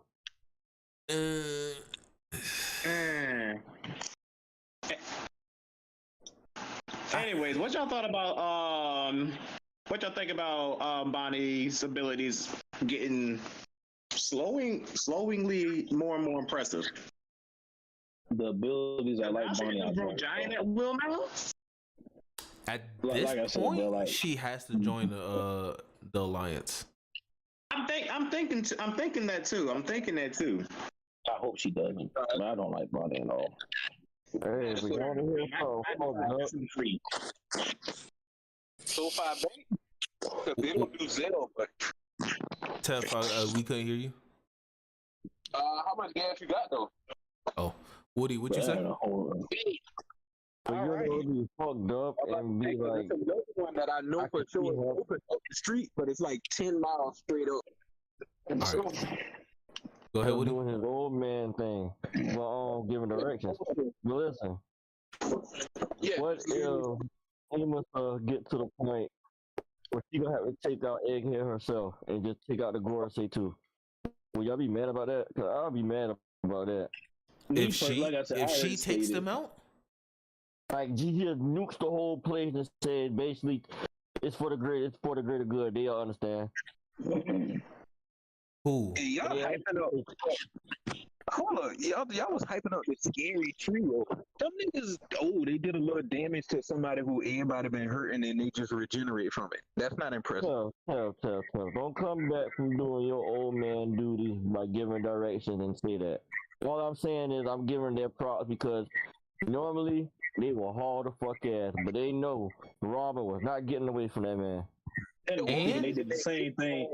They just did something in the defensive measure. They still was running away, but they was able to. Yeah, but you gotta think about it though. That's Robin. And Chopper was able to tank an attack from Saturn.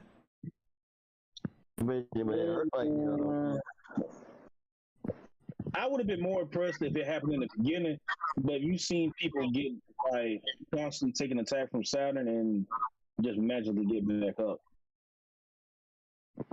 after a while. So I get it. And the thing is, I somewhat like Chopper, I guess. I somewhat like Chopper, I guess. And my question is, would you rather have seen them try to do one-on-ones with people? Would you rather that be drawn out? Hell no, I just preferred them to do what they do best, run, get away. I wasn't mad at what they did, I wasn't mad at all, but like kind of hyped them up for doing what they normally would do in that situation, because they did the same thing with Big Mom. Like they actively tried to attack her, but it was more so to get away. And it wasn't even Usopp, it was Nami, really.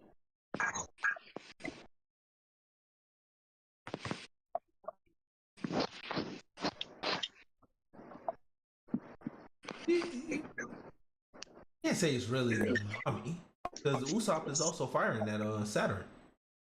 Nobody care about no more pea shooters. Man, chill. And then Chopper is blocking by taking the attack, using guard point. And then Nami is also blocking with what is his name? Zeus. Yeah. Zeus, yeah. They did a little something. I guess I can give them credit. I think I can give them credit. Now, if y'all want to be hype about a chapter, and if next week chapter is subpar, then next week. Okay, I would understand, because this would be the hype up chapter.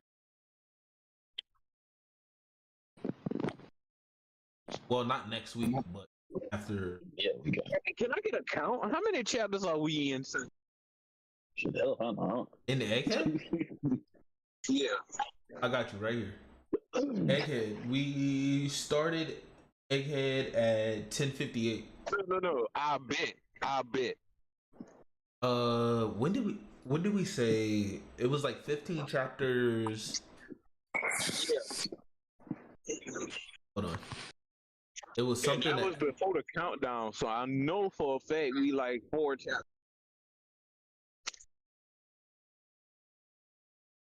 Nope, just 3. I remember it was Planetfall. It was when, like I said, that was before the countdown started. Yeah, it was when the Gorosei popped up. All of them popped up. Which I still don't like to go all the that Gorosei was 11:10 Planetfall. Because I remember it was. I'm pretty sure, because I remember it was Yamato and Momonosuke on the front.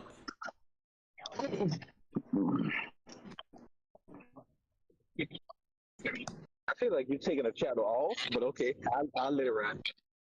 Even if you go to chapter before, it was the.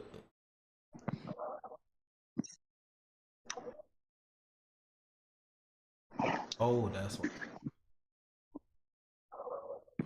What, do you really change your thing to Sukuna, bro? I'm ready for JJK. I'm telling you now. Yeah, I don't think it was the chapter before that, because it wasn't nothing major.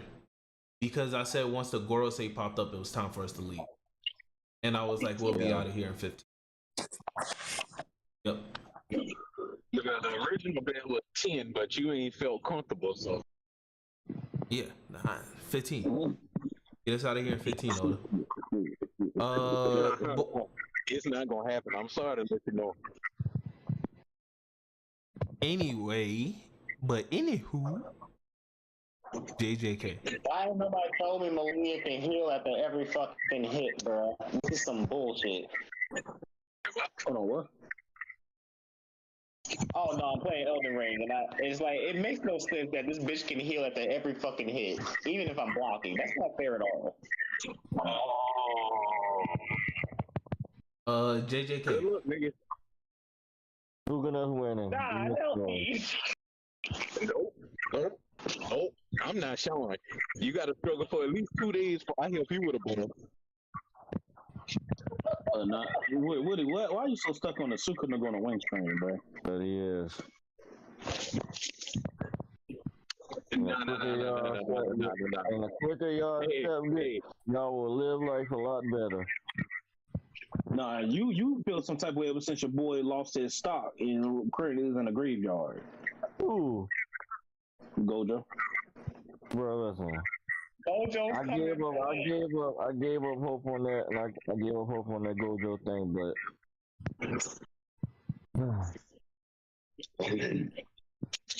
My boy coming back next chapter. I feel it. I want to say thank you, Gay, for finally explaining UG. Great. Thank you for doing that.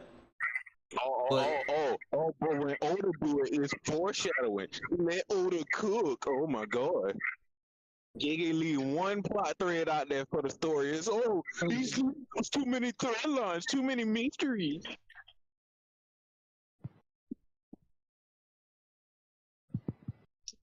Anyway, This is very hot. This is one of them hostile pods today, boy. anyway, but with that comes the fact that this nigga Ui can just swap niggas' souls out of nowhere. Only with consent.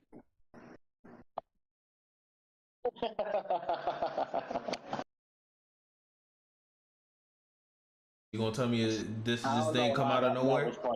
When was this ever alluded? This nigga can just pull niggas' souls out. Permission. Just now.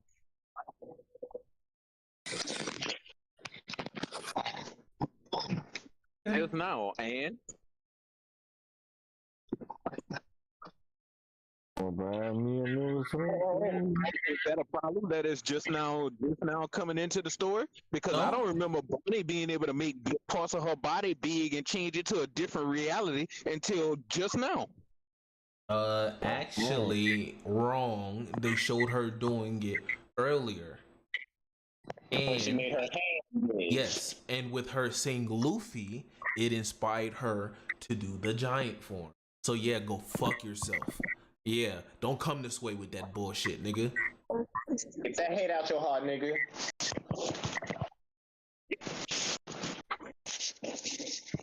Okay.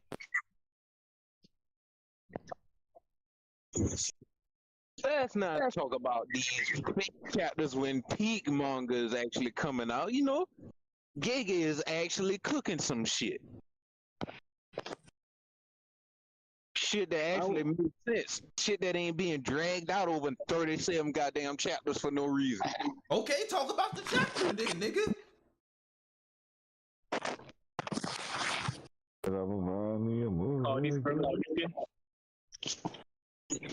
Oh, that's supposed to be a point just because Gege uses a different art style. He has a grittier, darker manga. Yeah, everybody don't want their shit all goofy and tuned forced up. Nigga, what are you talking about, nigga? I said talk about the chapter. You saying it's peak, niggas. I'm giving you a chance to talk about the chapter, and you I don't even know what the fuck you doing. I'm shitting on because y'all motherfuckers talking like, oh, Gege that, Gege do scribbles. Man, fuck y'all. When I didn't even say that today. I said it. I said it. Okay, there we go. Because I know I heard it. That man, hey, Shamar get rough in trouble, bro. Russ said, hey, bro, I'm tired of these strays. Nah, nigga got anything hard to direct that shit towards me. I said that shit. That man Russ said, hey, bro, I'm tired of these strays. Get off the lap. Continue to wait 35 years on a story that's slowly progressing along. 37 years. You're doing better than what JJK got going on. At least I can follow and understand what the hell's going on. No, just because your brain understands Toon Force and goofy shit, but actually complex techniques. Yeah, nah, that's different. Oh, complex techniques. You sure about that? And the main character of the series can't even be the main character no more? Oh, okay. At least I know who my main character is.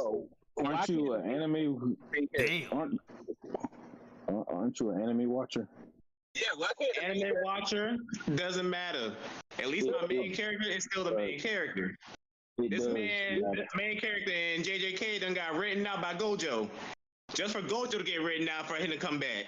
I don't want to hear it. If the story has been following Yuji the whole time, how is he not the main character? Nah, don't do that. Don't do that. Don't do that, nigga. Don't do that. Because for the longest, and it was a main reason why I was on the Yuta hate bandwagon. Why I was on hate Yuta was because a lot of niggas in the fan base was like, oh, Yuji's not a main character. It's Yuta. Depend on Yuta. It's all Yuta. It's all Yuta. But I'm not talking about you two in particular. I'm saying for the general audience. I'm just gonna take the same logic and apply that to One Piece as well. Their fan base is way more toxic and says way more stupid shit. So when we say it, why can't we have a legitimate bias and we have something we vehemently disagree with on the show and writing?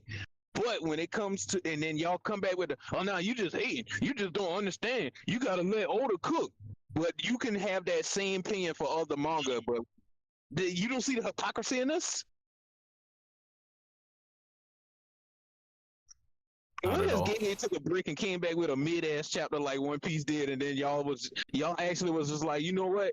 This chapter was actually pretty good. It was just a setup chapter. No, you come in and say, no, this was some bullshit. This was some mid. But when Oda give you some bullshit and some mid, it's also a setup chapter. Oh, this was going on in the world. Oh, you don't understand One Piece. And call it mid to fucking mid. And back to JJK. Ui being able to swap souls is a new ability. It's cool as hell with the limitations on it. I like how this nigga changed his tone, but when we was talking about it earlier this week, this nigga was like, ooey, when the fuck ooey do all this? Ooey. Yeah, nigga. You lucky we wasn't on the pod that day. That shit was, hey, we should have been. Cause I was surprised, like where the fuck did this shit come from? Out of nowhere. So how your tone changed today? Because we have full translations, we have actual things of the chapter, and it was never fully explained on Ui's abilities. We never got an explanation, so it's not like it's completely pulled out of the ass. We just didn't know that his technique was more in depth than just teleporting. That's how you coping. Let's not talk about coping.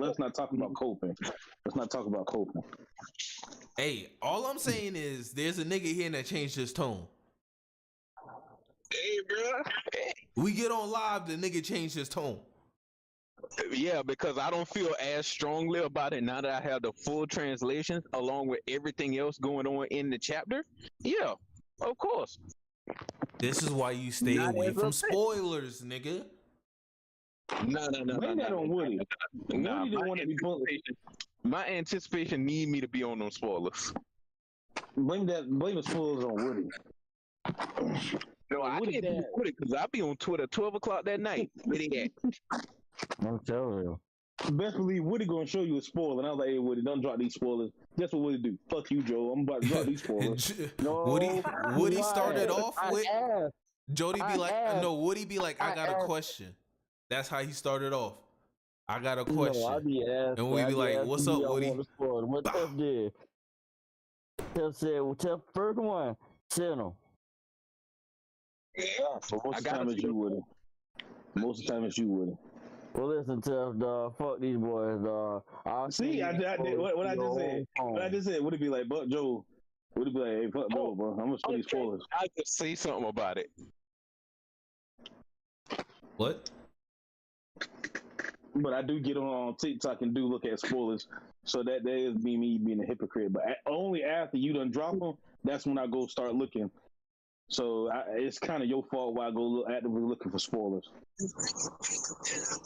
But I will say, like, back to this chapter, I gotta give Gege credit because I like how he went about handling Yuji's ability.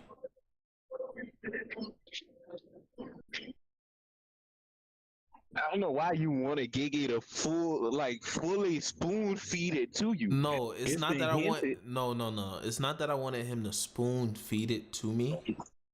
It's if in a story where I'm following a main character and we're following that character, I feel like I shouldn't be surprised about a character development moment with that character. Something as big as this with his training. Like the Ui Ui and how they decided to use it, incorporate it. That's fine, leaving out the plan. But knowing a basis of the character before going into the fight helps us it takes away from the ability for an author just to throw something in there and be like, oh well, it was just a flashback moment from here and you shouldn't be worried, because then that means with that then the stakes wouldn't have been what it was if it wasn't for it. It's like a fake way of bloating stakes to me. How?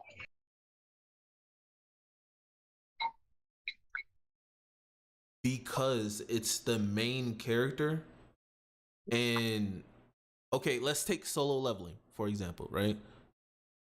Wait, no, let's get no, because I'll give you an example out of it that kind of makes no, because it's from first season stuff. Okay, cool. So remember when he was in he fought Igris and he was fighting the other fucking spellcasters, the spellcasters and stuff, right? And he was about to die and then a timer popped up and it said he didn't do his daily quest, right? We knew about all of that leading up to it. So when the swordsman or whatever knight that was about to actually kill him, even though the stakes are still there with that fact still being in the bag, knowing that he still had that still needed to be done. So when it's brought up again, it's a good use of it. However, in a case like this, we don't know about our own main character we're following, so he's able to pull in other shit at a moment's notice because we don't know about the character we're following. So to me, that's a fake way of bloating the stakes when certain stakes wouldn't be there if we understood more about the character itself we're following. I don't know if I'm explaining that right. I get what you're saying, but you're wrong because with Ui, his abilities was never explained. Yuji's abilities wasn't explained. Well, yes, they were. His abilities were explained as he got them, as he showed them. And then when they weren't shown, they were hinted at. So it's not like bloating the stakes.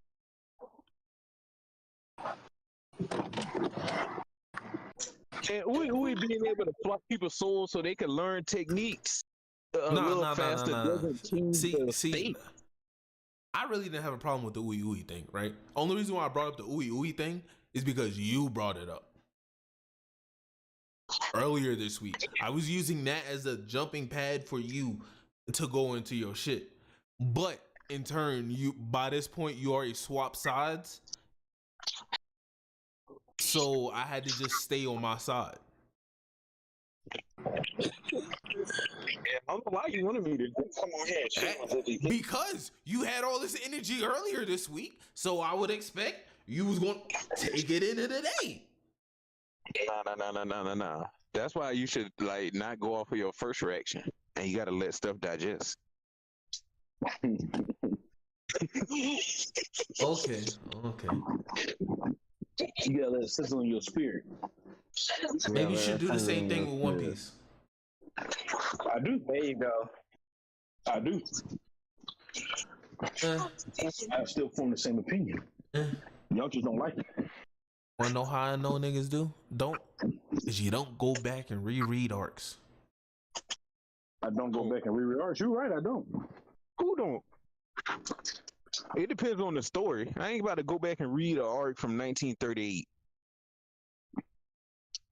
Thank you. Bless you. Thank you. Bruh, the whole time I thought Woody was saying thank you instead of I thought so too. That's why I didn't say anything. My bad, Woody, bro. I thought you were saying. And the thing is, you sound so much like Zerka just did. I thought it was Zerka. I was like, that's Zerka saying thank you? I was like, cool. Zerka would say thank you in a situation like this. I was like, yeah. So with that, final thoughts on JJK. Hold on. How do we get the final thoughts? We usually talk about nothing else in the chapter. Hey, I've been asking you to talk about it. I literally gave you a platform to talk about it. Everybody here is a witness. I gave you a platform to talk about the chapter. That's what it is. Everybody kept skipping over the Sukuna's don't open up his domain. Incomplete domain at that. Hell yeah.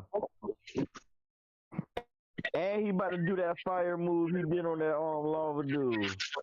I don't think it's gonna work though. Sukuna's still not trying. He's still holding back. No. No, he's trying. All that fucking line. Sukuna is going. Yeah, cause he feel like he's trying to take Yuji out. Yeah, cause he feel like okay, dude is trying to get to equal me and Gojo, cause he keep doing black flashes like they damn nothing. Bro, he spawned the hell out of black. I think the reason why Sukuna is going all out now is because like the point that he pointed out that he expected to be able to regain everything, be able to like heal right afterwards, where like this wouldn't be a problem, but Yuji being Yuji is like fucking that up right now, so he needs to get rid of Yuji immediately so he can get back to doing the rest of dog walk and everybody else. The only thing that can save Yuji right now is Akari, even though he's not gonna pop up, or Yuta pop up. Yeah, Yuta. I do like that Yuji was trying to use a simple domain though. Yeah, but it didn't. He didn't get enough practice with it. He still don't know how to really do. He know how to do reverse curve neck technique, but it's not like. Hey, I believe my boy Hikaru. He put his leg back. Can we also talk about how Hikaru was like, "Oh, I don't know, I'm on autopilot all the time." Yeah. We was asking him how did he do his that's why my boy Cole, he just do that shit on autopilot. Yeah, he like, I don't know, it just happened. I think the girl said no, she didn't. She said she used her blood for it. No, like she converts curse energy into blood. Okay. Everybody have their own unique way of doing it, so and Yuta just said he just does it. I wonder how Gojo does it. Now I'm like curious about like Gojo and how he goes about doing his reverse curse technique. It just happens, just like how who said so? It said it just happened. Yuta said it just happened. Hikari was autopilot. Yuta said he doesn't know anything though. Like he really don't know how he does it either. I feel like Gojo probably has a deeper understanding of how he does it. Can we laugh at the fact Gojo was like, his fight don't last long enough for him to think about shit like that?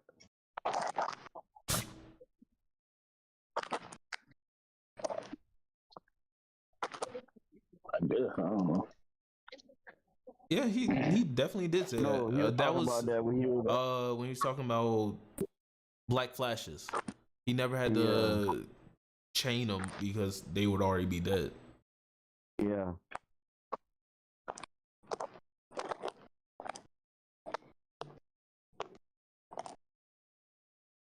But yeah, Woody, I think Sukuna is trying. He's trying to take UG out of this because it's like, all right, bro, you're messing with my flow now. You saw this. Oh, and somebody pointed out that Sukuna's copying Gojo's hand sign for his domain.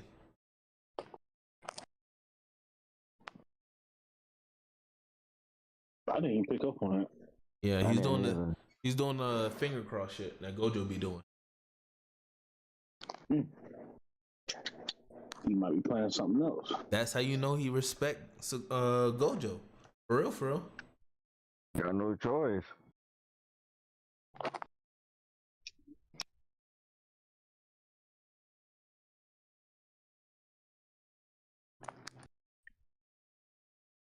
Shit, Shamar, Tef went out well. Shit, Tef was never home to begin with. So final thoughts on JJK? It was a good time.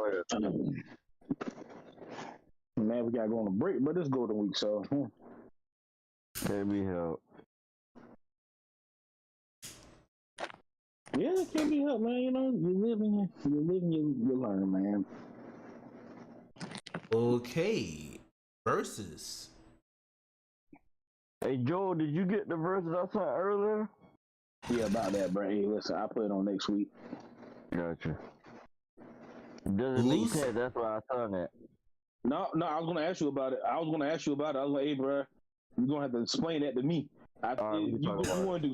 We'll talk about after pod. Yeah. Lucy from Fairy Tail versus Noelle from. No, this was not mine. This is one I saw from Shamar on Facebook. I'm going with Lucy because I feel like she has more in her kit to do. Yeah. What Noelle is doing, which I do like this whole trend, what Noelle is currently doing, Lucy has a bigger grasp on doing it, and her kit is larger. Yeah. Can't she summon multiple Zodiacs at the same time? I think she's getting to that point. Not yet. She's getting to that. Well, headcanon, yes, because to summon the Celestial King, you would have to have a good bit of magic to maintain him, and she had enough magic to open it up and maintain him being there for a while, so I think she can. But she can take two different Zodiacs and combine them with her own kit. Oh, yeah. Lucy got that easy then.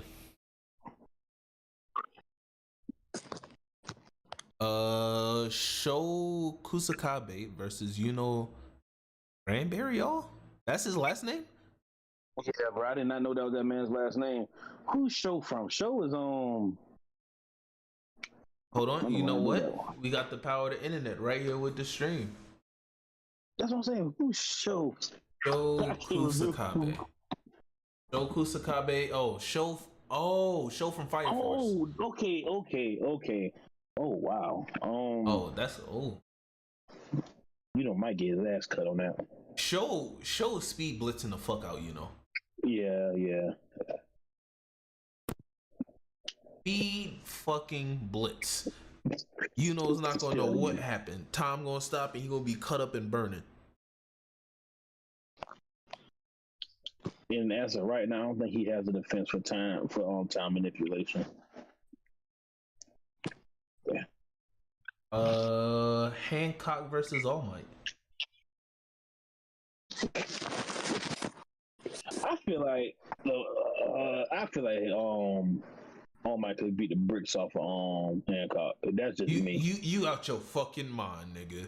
Ain't no way. All Might could beat the bricks off of Hancock. See, I put All Might in here as a low ball.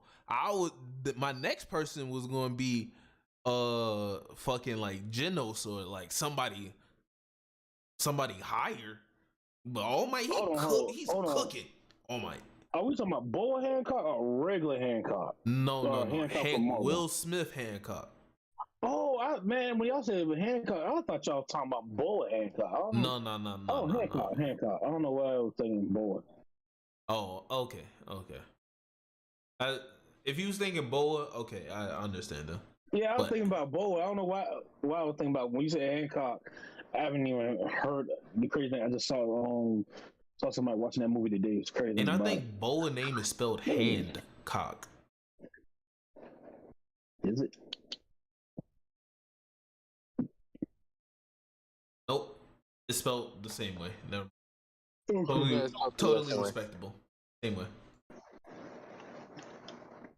I don't even need to answer this one. That's a no-brainer. I'm shoving your head up his ass. Alive Hashirama versus Ten Tails. This one is iffy. How is this a iffy if the Hashirama that got reincarnated couldn't handle the Ten? And even I think he even alluded to the fact that even if he was alive, he wouldn't have been able to do anything. Mm-hmm. How long do you think he will last against Ten Tails? I give him a day or so. Honestly, I think it probably would be a mid to high diff for the Ten Tails because I do see him summoning that Buddha statue and then pairing that with the ceiling gates. But I think after that point, then the Ten Tails will just take the upper hand. But it would be a high diff. Yeah.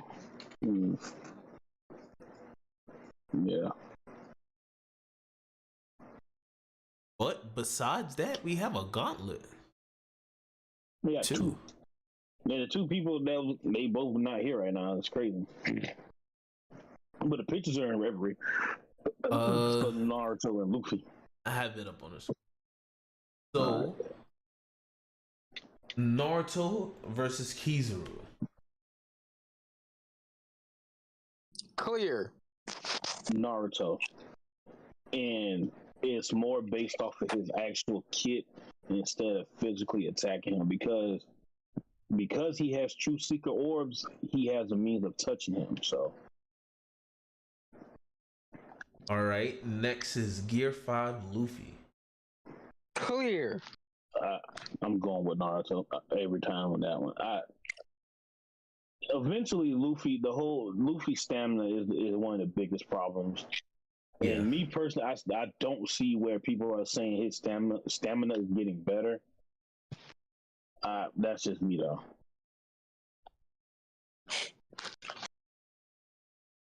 though. Luffy versus Roger. I mean, Naruto versus Roger. I still give it to Naruto because of the hockey thing. That can only do so much, bro. No, I can't see who. Okay, hold on. I can let you know. Because for some reason, the Naruto picture was small. That's Kaido. No, Whitebeard. That's Whitebeard. That's Whitebeard and then Shanks. Clear. Why? Okay. And then Shanks. Naruto clears this whole thing. I don't know why this order was the way it was. Both of them are ordered weird.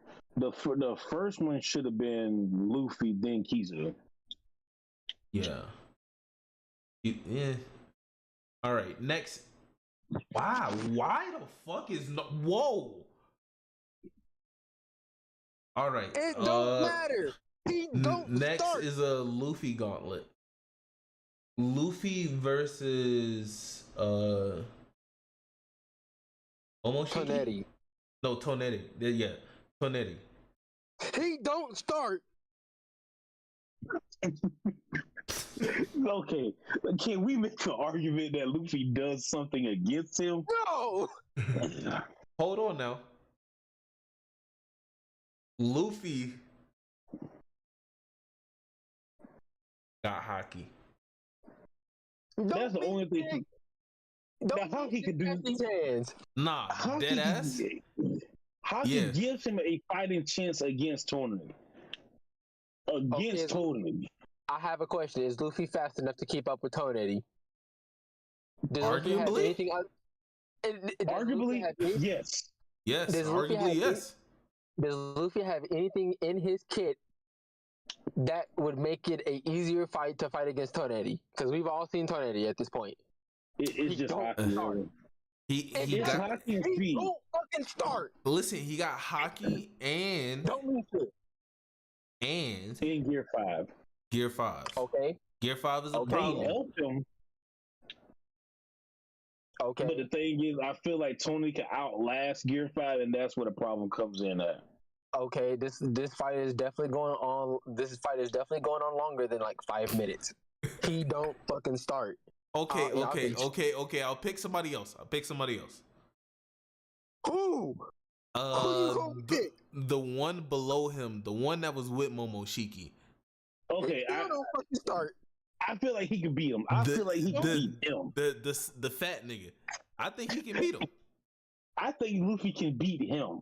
I have a question. No, it's not even a question. I've seen the fat nigga. Cause I remember, wasn't the fat nigga around when adult Sasuke and Naruto were fighting one nigga? In the movie? But he wasn't really a problem for her. Yeah, he wasn't really a problem because even what's the two? The Tsuchikage and the Mizukage was able to seal him. Yeah, he eventually broke out of it, but that was more so he could do his duty. But still. Yeah, so he can get absorbed. Again. Yes. Again. If adult Naruto and Sasuke. Listen, those two are different. Those two are completely different. They were handling that big nigga. They were handling him. Oh, listen, let me get my statement out. If adult Sasuke and Naruto were handling him, right? Uh-huh. But he was still holding his own. No, he was not. I said still holding his own. I said they were handling him. Listen to what I'm saying. Even though he was getting his ass whooped, he was still holding his own. Against who? That fight was still going on longer than 5 minutes. It wasn't between him. He was a nuisance in the fight. He was like a fly in the situation. The problem was Momoshiki. Yeah, he got sealed away relatively quick. Like, with little to no ease, sealing him away. So if it was just him, I'm a firm believer that they would have pretty much did away with him very easy. Again, as I was saying. Okay.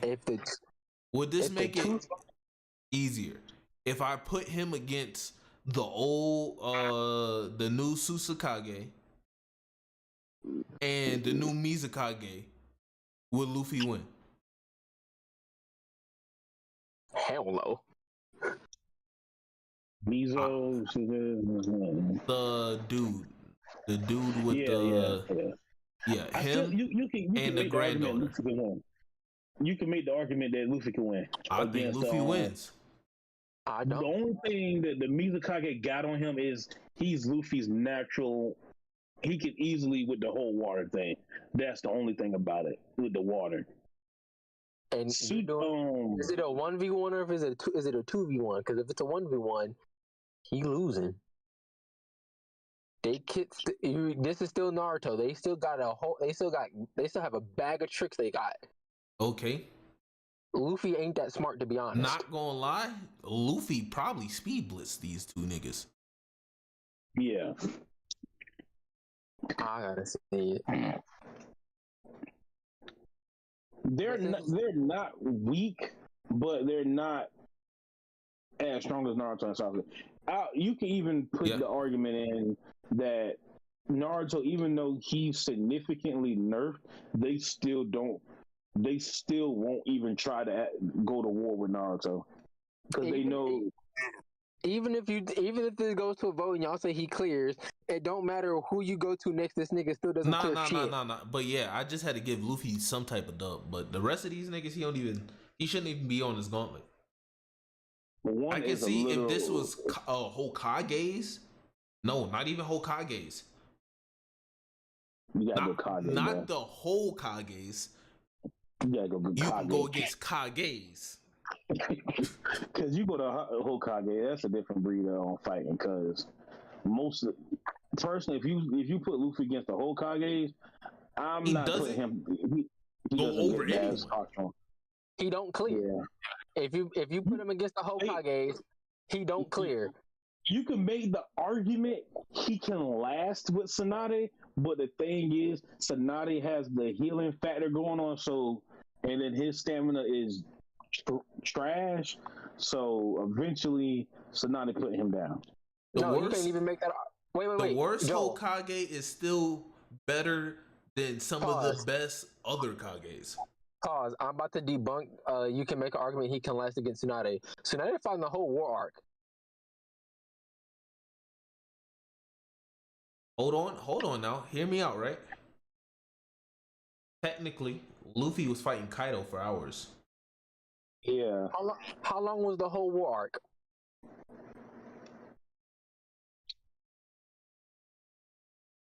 I don't know.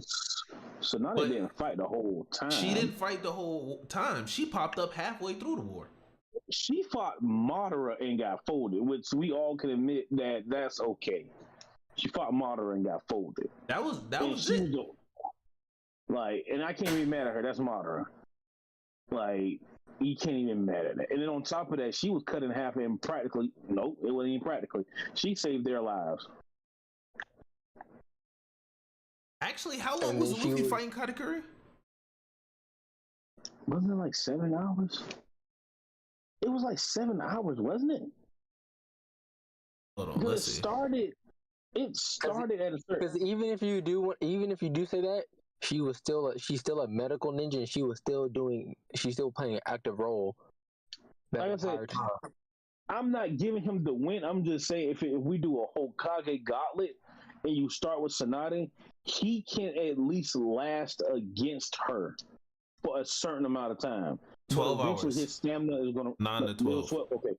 Okay, yeah. Eventually, his stamina will give out. I will say that. Because at a certain point, he's just going to be hitting somebody who's constantly healing. And then you can't go to any of the Hokage. Hashirama, one tap. Listen, I'm not going that far. Yeah, I'm not going that far. No. The only one I say I can make the argument for Luffy actually putting up a decent fight is Tsunade. Yeah, everyone else one taps his ass. Yeah. Oh, and that's sweet.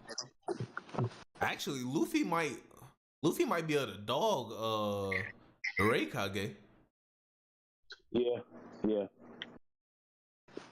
I can make the argument that he could dog him. Yeah. I can make the argument. Yeah. I don't now know. I'm thinking about it more. Yeah, he's dogging a Raikage. Yeah, he dogging Raikage. I'll let y'all have that one because he is the Raikage's natural enemy element. Yeah, so. Hey, he's not. He is not. He's not, because he's not rubber.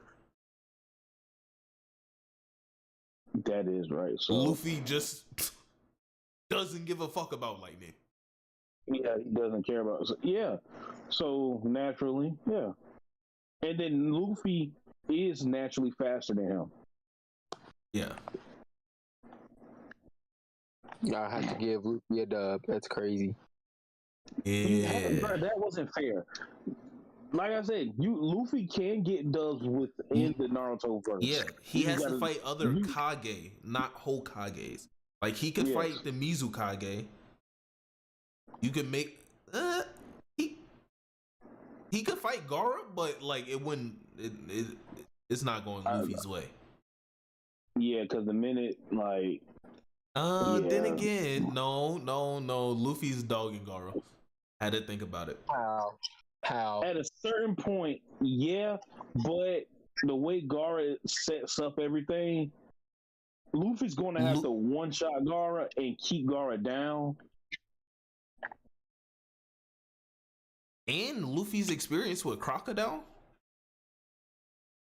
Yeah. Yeah, that helps. But Luffy doesn't but Gaara doesn't try to take the water out your body. Gaara gonna put the sand in your body, which was one smart thing that he did do. But now with Gear 5, like I even thought about that maybe Gaara would try to like sand coffin or something like that. But with Luffy now, Luffy can just turn into a giant. And not too much Gaara can do. Yeah, not too much Gaara can do after that point. Because he doesn't have Shikaku. And Luffy's foot coming down in the air is going to be equivalent to Madara's meteor falling.